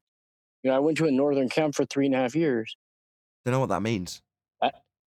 Like a Been in fire prison. camp for inmates, you know? Like Means where that we he's, actually go and fight fires. No, I don't know. You'd have to They explain. give you a shovel and they put you in a lineup, and essentially your job is to kill anything that comes past you, so it doesn't restart fires. It's a break line. They create break lines. Yeah, you're getting into It's a BMS, bare chain minimum gang. soil. So in like an hour, they want you to do like 4 feet by 360 feet roughly within an hour. Crews have from 13 to 15 people, sometimes 17, but usually 15. You Right. take a month-long course. It's like chain gangs. It's like a chain gang that creates trenches that stops fires, basically. Wow. Nathan. Right, fire trenches. So It's a presumably standard this is procedure. this is like in the Shawshank Redemption. Presumably this is all sorts of, I was going to say unions, but it's probably not unionized. So someone's It's skimming money off definitely it, not right? unionized. It's definitely not unionized. No. But what I'm saying is this: if you're doing that, right, you're providing a service that presumably somebody else could have been providing and charging for. Someone is making money from it. You're exactly right. So what will happen would be a governor. They've got entire cities built around these prisons because of how much money is generated, not only through the labor of the inmates, but as well as the state derived funds. Yeah, I bet. Amazing. Well, you That's would right. have They a- get you'd have a funds local governor. sponsored and they make money at the same time. So the way I know So there's a lot of incentive to keep these prisons set up as a revolving door, right? Because as long as they can keep inmates coming in faster than they're leaving, then they can keep their whole money making system going. Yeah. So the whole point is to create a revolving door through the influence of pop culture. Yeah. You know who makes Right, the they most need money in these quotas of fires, though? prisoners. That revolving know who door make- has been created. Guys, you're talking straight it's through the been in guys in operation. Discord. Neil. I'm sorry. No, not Go you. ahead. I'm telling them off. Oh. I'm trying to hear you, Flatter Day okay. Saints. You said, you know what makes the most money? And then they carried on talking. Okay, so this is the sick part. The people that make the most money are the California Department of Corrections COs, the guards. So when you get called to a fire, right, you're getting inmates get $1 an hour from the time they leave the fire camp. And let's say we're gone 30 days. We get $1 an hour every 20, it doesn't stop even when we sleep, right? Well, the guards are making like 3.5 times. I've seen guards pull in 90 grand on one fire that was like 2.5 months long. Because the guards are getting paid every hour like 90 or 120 an hour all day long. And all they do is sit there right where the CCVs park, and they just sit on their phone. They're making almost twice as much as a CDC fire, right? But I've overheard them say, like, we need to start some fires. Let's get some Fuzzies. Let's get some Domars. I've even heard of them putting gasoline in giant truck tires, lighting them and rolling them down hills, because they're not really making it. They're not making much until they're on a fire. And the more fires they go once to the with fire's inmates, going, you're getting paid around the clock. So there's a lot of incentive. They've been busting fire captains and chiefs around the nation being responsible for these fires. And nobody on the media is talking about it, man. Like, if you look at Australia, I guarantee you Australia was a man-made fire. Guaranteed. dude, in bro. fact, they busted hundreds of people starting fucking fires everywhere. Like, Well, I don't know what's going on, man, but it's Here's like the thing. Here's the thing. And I'll tell you, any person who doesn't even know fire behavior, here's 2 things you can guarantee that it's direct energy weapon is the smoke. When the smoke is like a really whitish color, that's direct energy weapon, because regular fires, forest fires or structure fires, produce like a really dark, thick gray, almost black sooty smoke, right? Well, the smoke from these fires doesn't really leave soot, but you'll look at the metal has oxidization on it, it doesn't look like anything from regular fire. Well, I was with a crew that got engulfed for 5 whole minutes inside of a CCV, and all that was on there was a couple bubbles of the paint. The rims and everything were fine. all the trees and brush all around were burned down. When something's on fire next to you, such as a tree, the proximity that you can be within the distance of that tree is nothing close, right? But when you look at the evidence of the aftermath of, for example, the Paris fire, you can see clearly Paradise? You mean Paradise? Yeah, the Paradise fire. They camp. Yeah, you can clearly see that there's other infrastructure within the appropriate proximity to have the deformation from the heat exchange affect it, but there's nothing indicating that, which tells me you're absolutely right about as far as a direct energy weapon. What? Oh, bro, you take any part of guys, a stop. Hello. Hello. Sorry. Do you not realise how conspiratard you sound? I do. It is true, though, Nathan. There's clear there we go. Yeah, it is. Yeah. Be very skeptical. Yeah. It is true, though, because there's plenty of footage around California, Canada, even all over the place, where there's literally houses. Complete. Can I finish, Neil? For crying out loud! Neil, hold on a second, Darwin. Neil, look, he wants to get to the end of his example so then he can correlate it with a massive step to energy weapons. Go ahead, Darwin. Yeah, that's right. Yeah. There are certain types of fire, right? There's no way that could naturally arrive under any circumstances. And those are the fires where metal and rock, actual stone, are completely disintegrated. Yet a tree 2 meters away is completely unscathed. Okay? That is naturally completely impossible. Sorry, you've just told me. Hold on. You've just told me how it's actually happened, and now you're telling me that that's impossible, therefore energy weapon. No, it's impossible to occur naturally through radiated heat fire, like, fire in a forest fire. It radiates, then the radiation dries everything up, then that catches fire. Yeah, that's not... That situation can never cause these circumstances where a house, brick and metal, is completely disintegrated, yet a tree 2 meters away still stands. Thanks. We've had enough of the... Have you seen it? Hold on. We've had enough of the quote-unquote evidence laid out and the preposterous claim that follows it. I think we're done with this. It's not even No, we're not. Yeah, we are. It's not your show. Come on. This is bringing me into the ether. I'm not mocking you. I'm disagreeing with you. Stop. You are. Let me just clear this with The claim is not... Let me clear this with Arwin. Guys. Right, no. Do you know how it can be accomplished without energy weapons? Oh, here we go. Nathan don't want to talk about weapons. Neil, can everyone else not hear that me and Arwin are having a conversation? No, Arwin, I'm not going to justify how it could happen and therefore energy weapons. No, you're not going to do that to me. Come on. Well, do you have another example? You're going to do it then. That's exactly what you're going to do. So I've got to come up with it. So I've got to justify. You could try out, for example, thermite. Thermite is extremely hot. You could imagine pouring that all over a house in a car and then doing that. Well, guess what's going to happen? Oh, God. It's still going to burn the environment. It's still going to create this radiative heat that's going to set trees on fire 2 meters away, right? Because that's what that type of heat generation does. So whatever caused these buildings and cars to disintegrate, it cannot be a chemical fire. Okay, I've accepted that you've described this as an occurrence. I haven't challenged that in any way, shape or form. But if there was someone else on the panel telling me that it's unicorn laser eyes, what's the difference? Why is it a step to your explanation after something that you say is impossible to occur naturally? Okay, I'll have to accept that too. Why? But it doesn't mean that the extrapolation you have afterwards, which is, I said a massive step, it's actually absurd. Why? Why is it absurd? It's a patented. Don't give me the, well, you tell me what else could cause it crap. You tell me why it is a bloody energy weapon. It's a patented technology. It's possible. You literally remote microwave something until it completely disintegrates on a molecular level. It's a patented process. It exists officially. So? Well, if you look at like, for example, what else could you think of? There we go. It's back to putting it on me. Back to burden of proof reversal fallacy. So because it's akin to a process, that means it's true. No, I mean, this is poor. You know it and I know it. It's the only process that we could even get Was that a close snigger? to explaining. Did I hear a snigger? Was that And yet Arwen? it is an officially admitted process. Oh my god. You know this is Yeah. bollocks. Why are you even fighting No, this? it's not bollocks. It's called patented technology. Exists officially. Okay, now we're People getting don't like somewhere. to talk about it. No. Now we're getting somewhere. What patented technology? Directed energy weapons is the classification. Yeah, it's called DEW. DEWs. DEW. What's EEW? What's it do? Dew, like morning dew. It would be.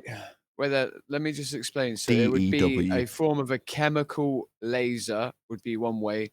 So obviously instead of using a diode, you would burn a form of a chemical instead in order for it to be exuded out as a actual laser beam. For instance, this is what they're using in modern technology in terms of on aircraft carriers to take down small aerial drones or even missiles.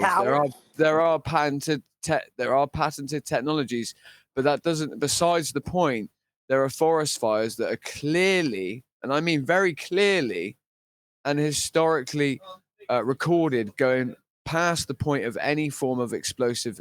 In terms of when I say explosive, and in terms I mean of thermite, in terms of the advent of thermite, there are forest fires there were forest fires recorded way before the advent of anything such as thermite or any other form of explosive or high burn. Yeah, but like I said, 80% to 85% of forest fires apparently are caused by arson. That's not something that's obviously disputed. Usually, What does that have to do with it? well, the point is you're right. So I think what you're saying to Nathan is that these forest fires are caused by Let me get it directed straight. energy weapons. No, Sorry, a I'm second. not. Hold on, I'm not Crackvillain. Hold on, talking about Arwen. that. Let me get it straight. He says, with a statistic, I have no idea where it came from. Doesn't matter. Let's not worry about that. But with a statistic that a lot of them are caused by arson. Now, that I can relate to that, right? Arson, starting fires in forests, that I can understand. Discarded cigarette butts might be accidental, etc., etc. That I can understand, right? But you're like, hand wave that, but you're pleading for me to accept direct energy weapon as the cause. But hand wave arson. So here's the thing, Nathan. Arson? What an outrage! Nathan, I was Here's the thing, I was man. actually trying to stick up Anytime for there's your a house point. fire, anytime there's any kind of fire, you have what's called a fire inspector, right? And what his job is to come and find the actual source where the fire started. And what they do is they look at any evidence that would indicate something being unnatural, whether it be a chemical induced combustion or whatnot. There's telltale signs, right? So when we're talking about the Paris fire, and we're going to look at the evidence left behind, we can easily conclude the fact that this wasn't a normal fire like Arwen's telling you. The effects of the flames and of the burning medium wasn't normal, right? Like By any means, time, no. When you have a campfire, I'm sure we've all been around a campfire. You can feel that heat coming off, right? Absolutely. Whatever this was a form, right? It wasn't a form of combustion. It was a form of induction, wireless induction. Molecular disintegration. Molecular disintegration. The very molecules burn up locally. So it's not like a heat radiating from one piece of material to another, igniting it. That's not the type of fire. It's like a local disintegration that doesn't radiate as much heat, yet has to be extremely hot in order for the matter to completely disintegrate. It's very unique. Okay. Can I just add a little piece to that? I was more trying to stick up for Nathan's point that in terms of evidence, in terms of it being directed energy weapons that would be the cause of forest fires, unless I've got what you were saying wrong, Arwen. The other issue here is that when there is a forest fire now, what's used in order to put them out? Many a time, what is used is actually forms of something that would, like a mitt-click, for instance, which would be a mine-clearing device attached to a tank, right? What they do is they create bands of C4 attached together, almost like a Bangalore torpedo, right? And what they do is they do this to flush out any oxygen in the area and at the same time to create a pressure wave in order to create a vacated area so that effectively but Crack, there we're is no talking way for about the the fire Paris to fire continue. specifically, Crack. You're kind of carrying it off to the forest analogy, but we're talking about specifically about the infrastructure, right, within the Paris fire, which this concrete and the steel rebar within the infrastructure was liquefied within the structure, and the outer extremities showed no sign of deformation from heat exchange. Says This who? can only be done through induction. Where are you getting this information? There's photographic Hold on. evidence. Oh God. Where's it coming from? Where's it coming from? What's the source of this information? I think there's have a lot of problem with this too. information, a lot of pictures, a lot of. I mean, the evidence is still there. It's not like they demolished that town and swept all this stuff away. I mean, people have been filming this for freaking months on end after the event. Ugh. So where's the source of the information? You're saying pictures. Okay, who's the source of the pictures? Because unless you've been there to verify that the town isn't swiping all this away, just trying to know where this information is. I don't know anything about this. What Paris all fire? all the local individuals within that community after the aftermath went to kind of look at what's taken place, and we were seeing tons and tons of images from unbiased sources showing motor engine blocks that were completely liquefied into a molten puddle upon the driveway, not showing any type of burn marks on the concrete surrounding the car. So the only way this could happen again is stop. You keep getting explanations for how stuff can happen. I just need to know what is the thing that's actually happened. So you're saying unbiased sources. I've got photos, unbiased sources. I just need a bit more detail. Where you're getting this stuff from? I'm not challenging it. I don't know anything about. I don't know what Paris fire means. Didn't know there was one. What I do know is that lots of people around me in both the conspiratorial, what John Le Bon describes as the act realm, and in Normie land, lots of people at the moment are talking to me about fires. Now, I've not got a clue why, but that is the case. Now, at some point, normally when it's when it's three people that have specifically mentioned fires and then go off on a tangent about fires and their opinions on fires and the causes of fires and the conspiracy around fires, I suspect somebody wants us talking about fires. Just what I'm going by. So at this point, I don't really care about the whys and wherefores of whatever the hell the Paris fire is. I don't care. I just want to know where the information comes from and why it's coming our way. That's what I'm trying to ascertain. So if you can't tell me, or just people from Facebook, or that's as much as you've got, that's all I need.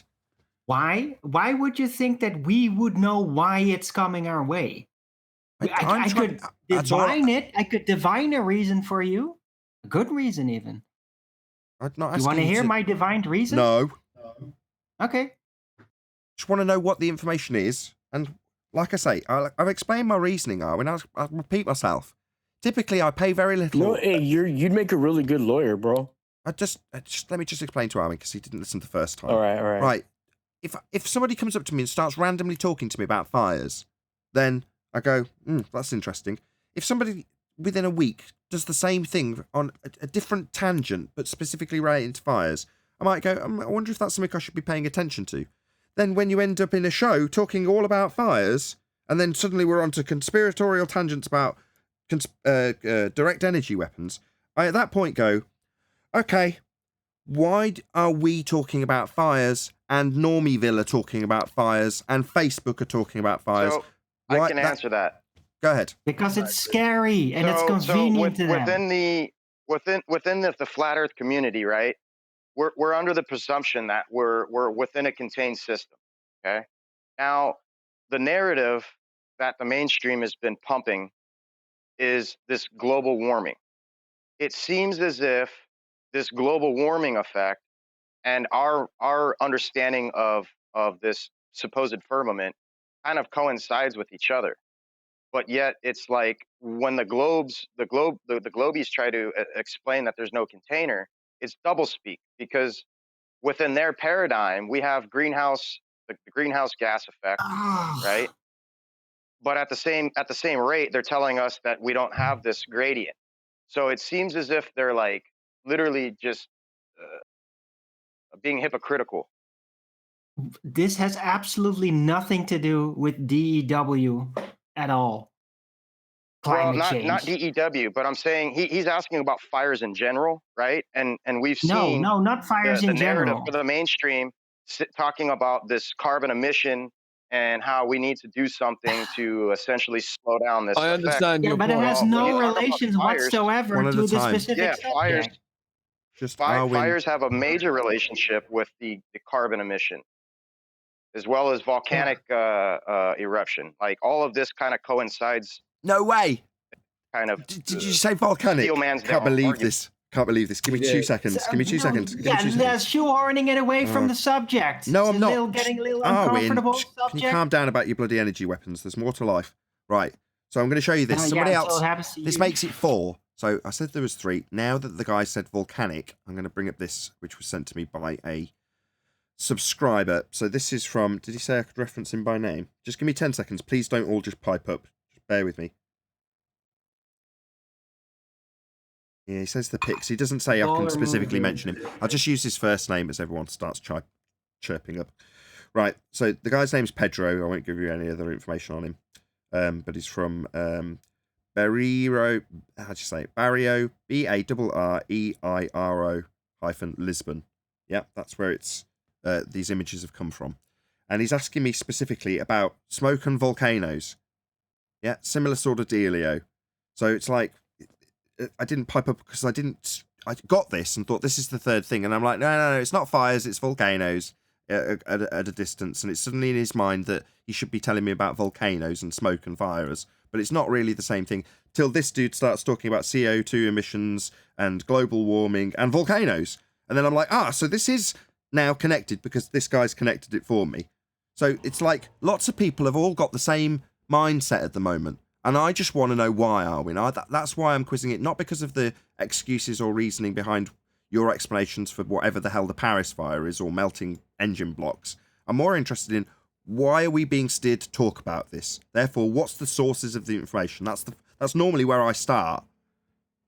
No, you don't get steered to talk about this.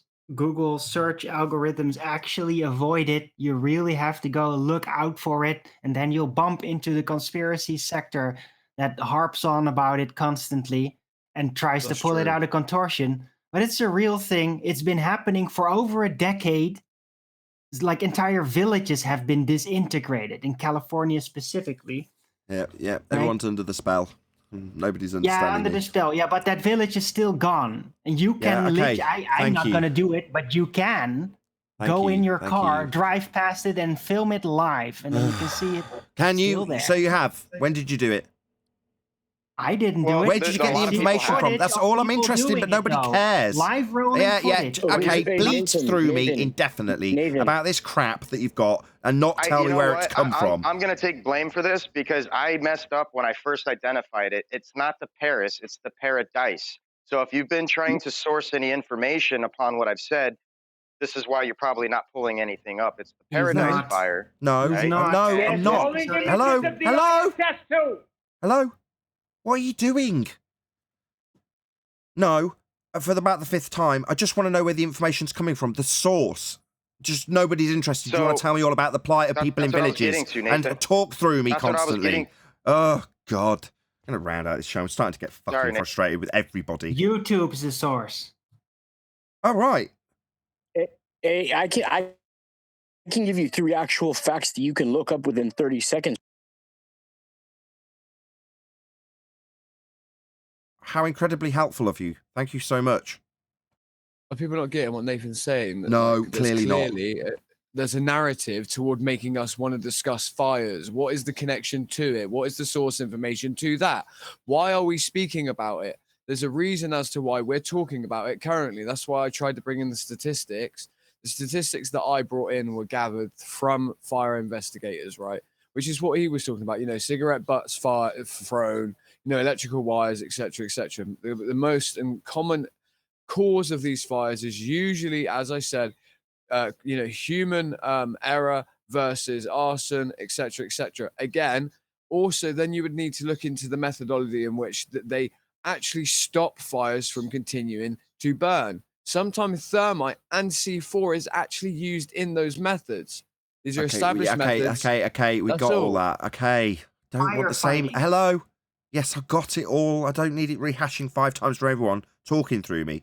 When all I'm saying is, yes, so this is the bit I'm trying to put down, but nobody's picking up. So you felt compelled to look and research fires. Oh, wow. That kind of ties into exactly my point now, doesn't it?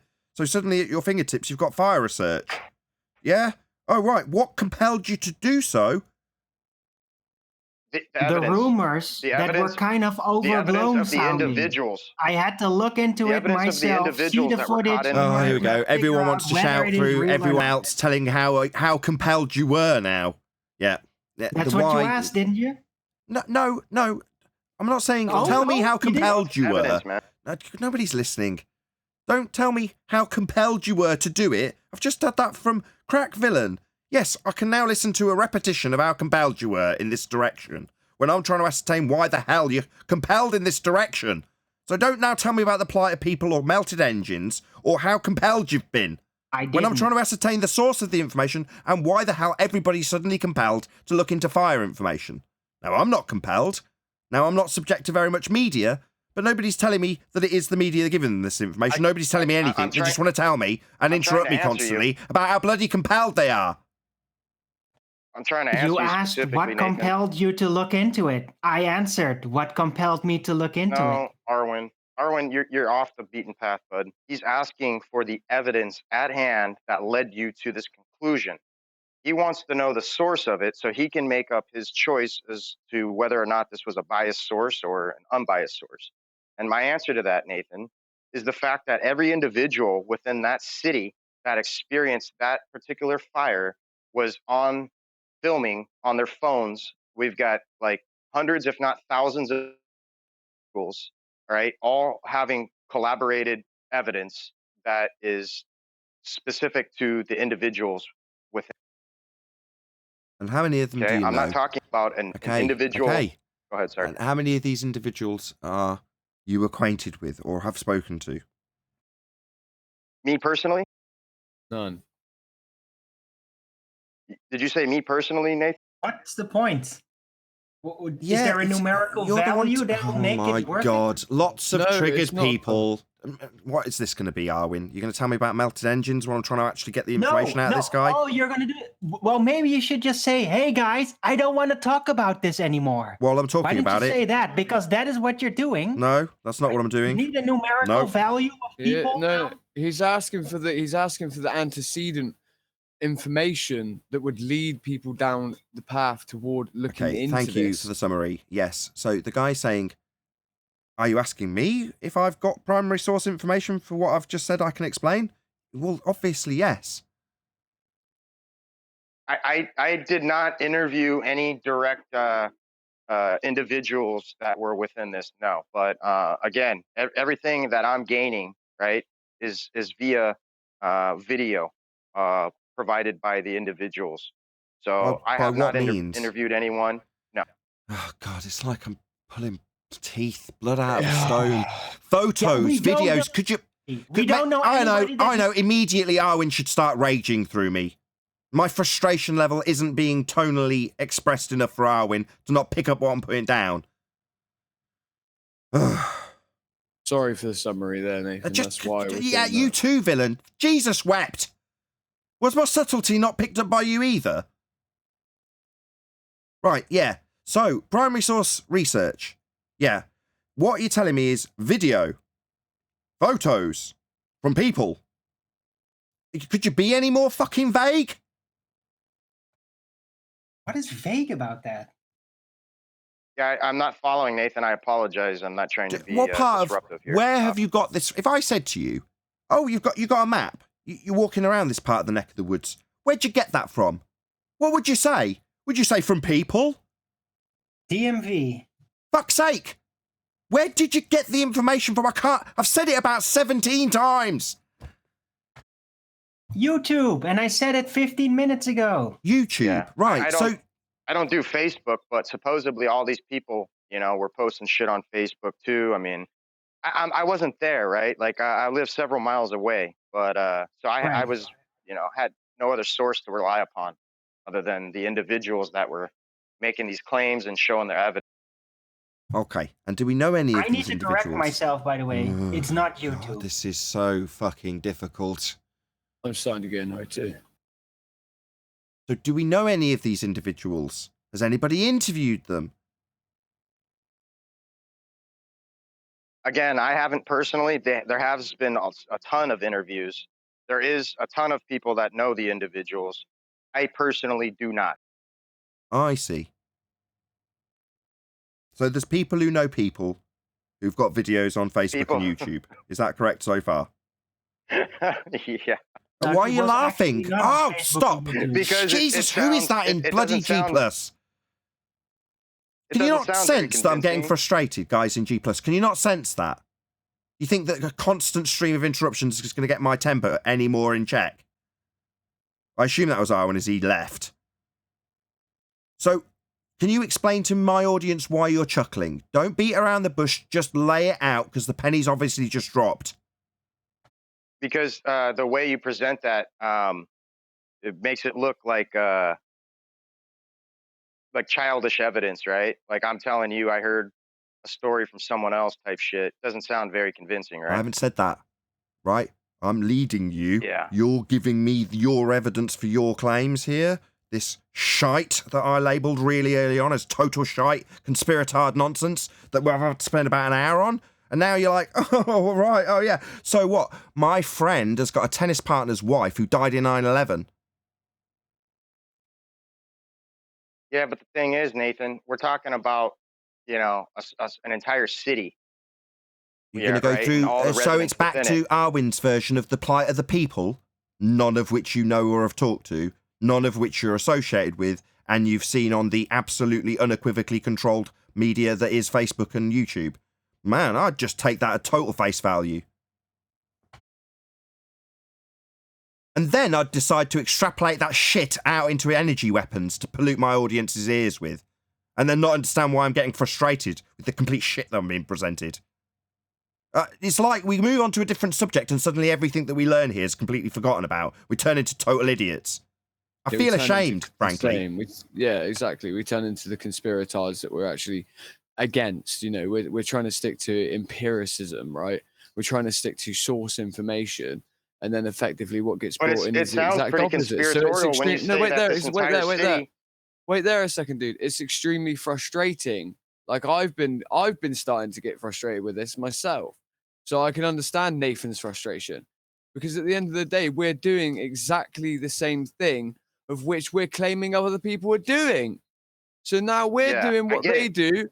Yeah, it's a circle jerk, mate. It's a circle jerk. Right? Let me ask one thing real quick, so I can fulfill this understanding here. So the claim here is that this is potentially just a conspiratorial, non-existent thing that took place, right? That involved an entire city. No. Just let me. Crack villain. Thank you. So no. Just do research. For the last week, we've been saying, look, it's pointless trying to tell people to go and do primary source research because either they do it or they don't. Yeah? So why would I go now frustrating myself trying to explain that, no, if you see something like this, it's up to you. It's your own, vigilance. Yeah? That's down to you to check whether or not it's true and find out the validity of it. That's it. That's all I'm saying. And all I'm doing, sat here knowing nothing about it or caring, frankly, is just, all right, just give me the evidence. Let's have a dig into what this is, what it means, who's given us the information, how have we acquired the information, who are they that have given us it, what are they motivated by. Now, these are just bog standard stuff that we do here. But yet we go off the beaten track for 5 minutes and suddenly we're into energy weapons are causing, what was the claim from Arwen?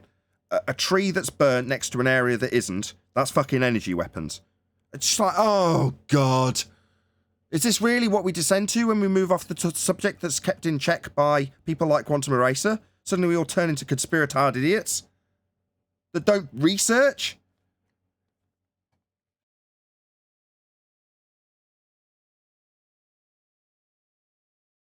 Well, I'll tell you what, maybe I'll take a drive down there this weekend. Yeah, that would be advisable if you're going to talk about it. Very much so. Yeah. Absolutely. Well, I appreciate that, Nathan, because, I didn't see it that way prior to, and it all makes sense that you lay it out this way. There's nothing to make sense of. I don't know anything about it. But if I was that way inclined... You want me to post a little video for you so you can see I don't care. But the extrapolations of the thing I'm frustrated with, not the event, which I don't know anything about or care about, but from the event to outrageous claims, I'm not even going to rename them, But that is like, okay, why is it that us in this corner, who are, let's be honest, inclined to do that, right, being ushered in with some of these pieces of evidence that seem to be unlinked, but yet linked in terms of people's mindset? So I'm like, that's interesting. Lots of people thinking about the same stuff all at the same time. That's normally not a coincidence, because it's not often the case that if we take something that isn't fires or, smoke or whatever, if you take something that's completely unrelated, that just not a lot of people are thinking about at the moment.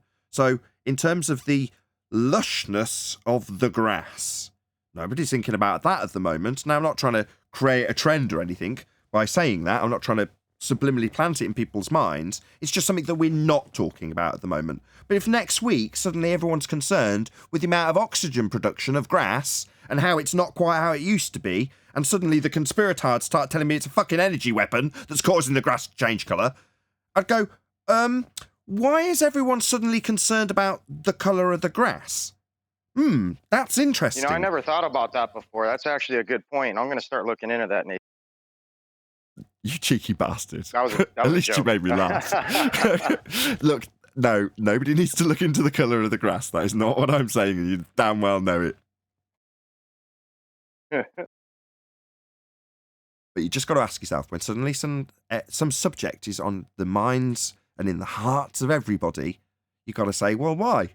What exactly is leading people down this path?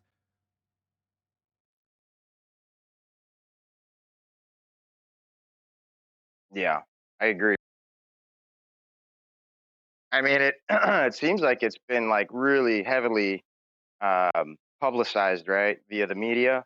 I think they're saying that we've had more fires in this last year than I want to say any historical documentation that we have.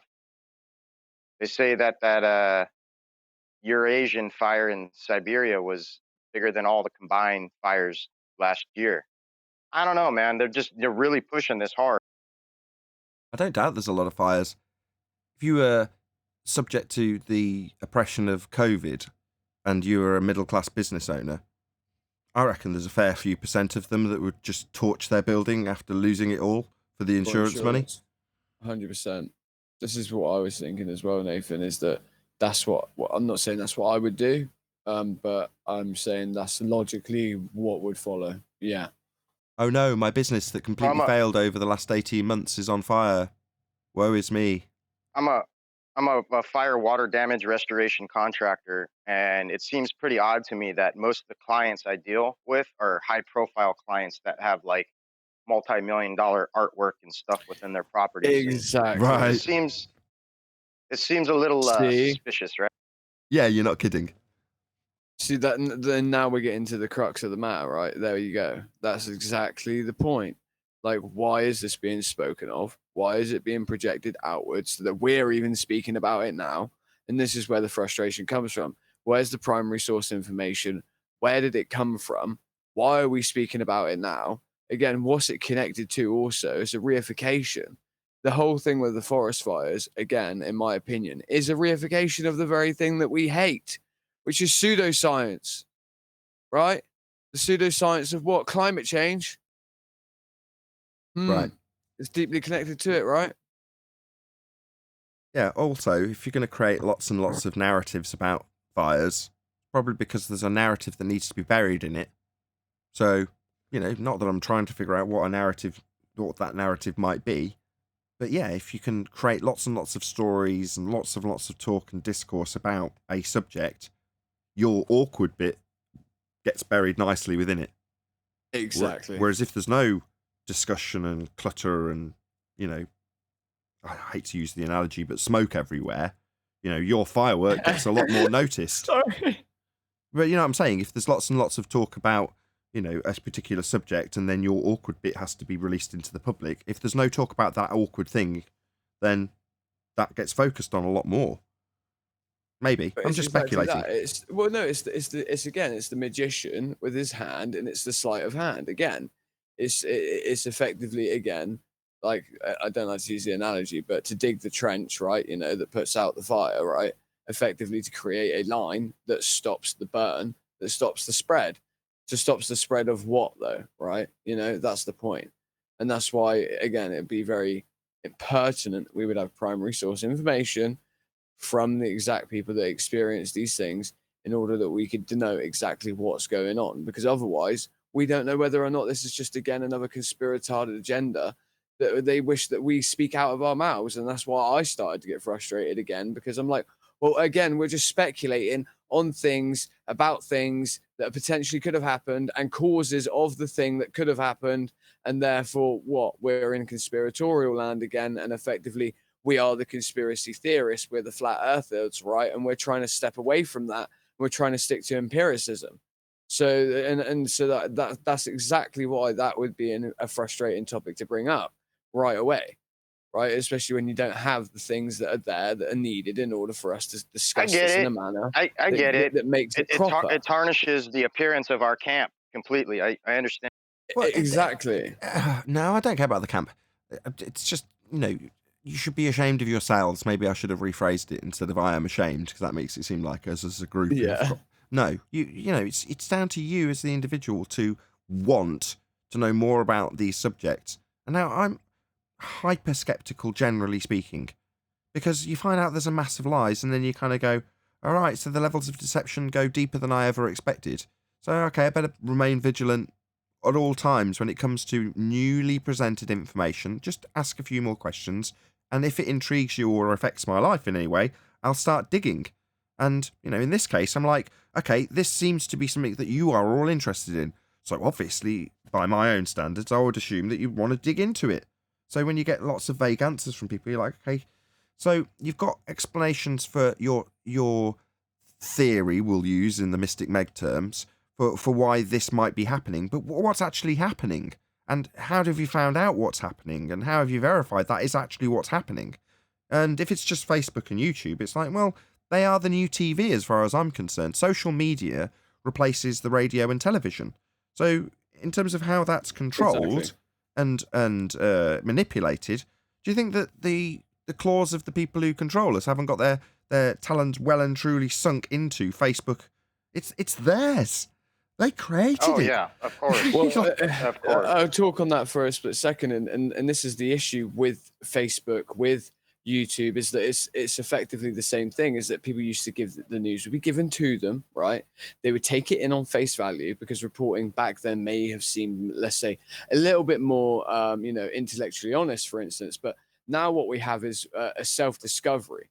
So people go into these algorithmic channels, YouTube, Google, whatever it is, and they type things in, and then effectively, because the algorithm's there to aid them toward their discovery of research, while they're researching, these things pop up and these things are presented to them, and it feels organic in nature, when actually it's a very well sort of designed machine in order that it actually swings you out and then back into the tangent to where it wanted you to be in the first place. So it's the same as the news. It's just that now it has this face of organicity to it that you didn't realize was there. Exactly. And now, guess what? Well summarized.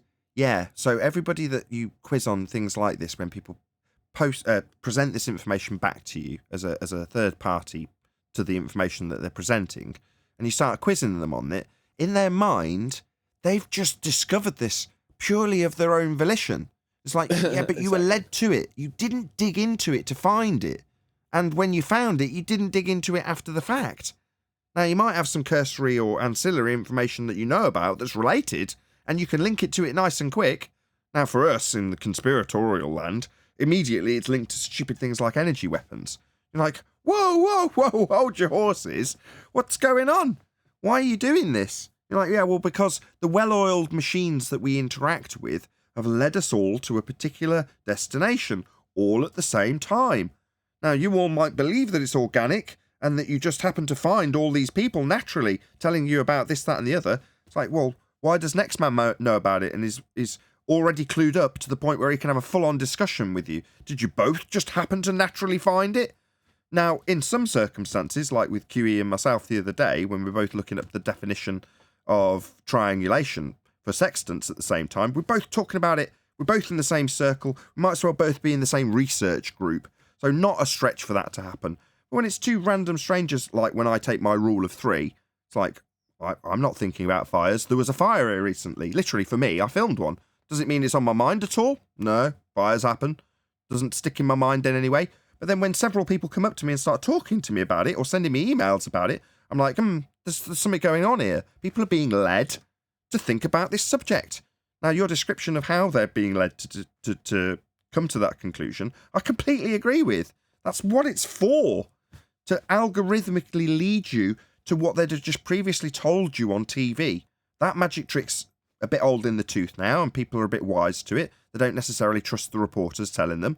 But if they find it organically on Facebook, then you can be damn sure they'll believe it instantly without a scrap of research being done. And that was literally why I started to get frustrated because, well, obviously the same reason as to yourself, because I guess it's like, well, no, guys, we're supposed to be ahead of the curve, pun intended, on this. We're the ones that are literally supposed to understand that these things are being utilized against us. That look at your YouTube channel, the way that it would be suppressed, the way that different things are suppressed, right? Algorithmically done. So how could it come out of our camp that we wouldn't understand that effectively there could be a form of organic feeling toward a discovery? And like, and that's what winds me up about it. It's like, please, guys, wise up, right? They wish to make conspiratards out of us, and they do so via this way of in this pattern that I continually see, that people come to this conclusion, and this conclusion, as I stated, always seems to be the same, and everyone starts to talk about the same things at the same time, and they feel like they got there organically, so they're staunch on the position. And this staunchness, remember, was instilled into you via an algorithmic flow, and it's that simple. With that, I'm going to say a huge, massive, enormous thank you to both Discord and G+ panels for making today's after show possible. Of course, a massive thank you to all of you in either Nathan Oakley 1980 or Nathan Oakley Programming streams, hopefully smashing the super chat, liking, commenting, sharing, subscribing, and all that good stuff. Also, below this video, you can get £50 for swapping your UK electricity supplier to Octopus Energy.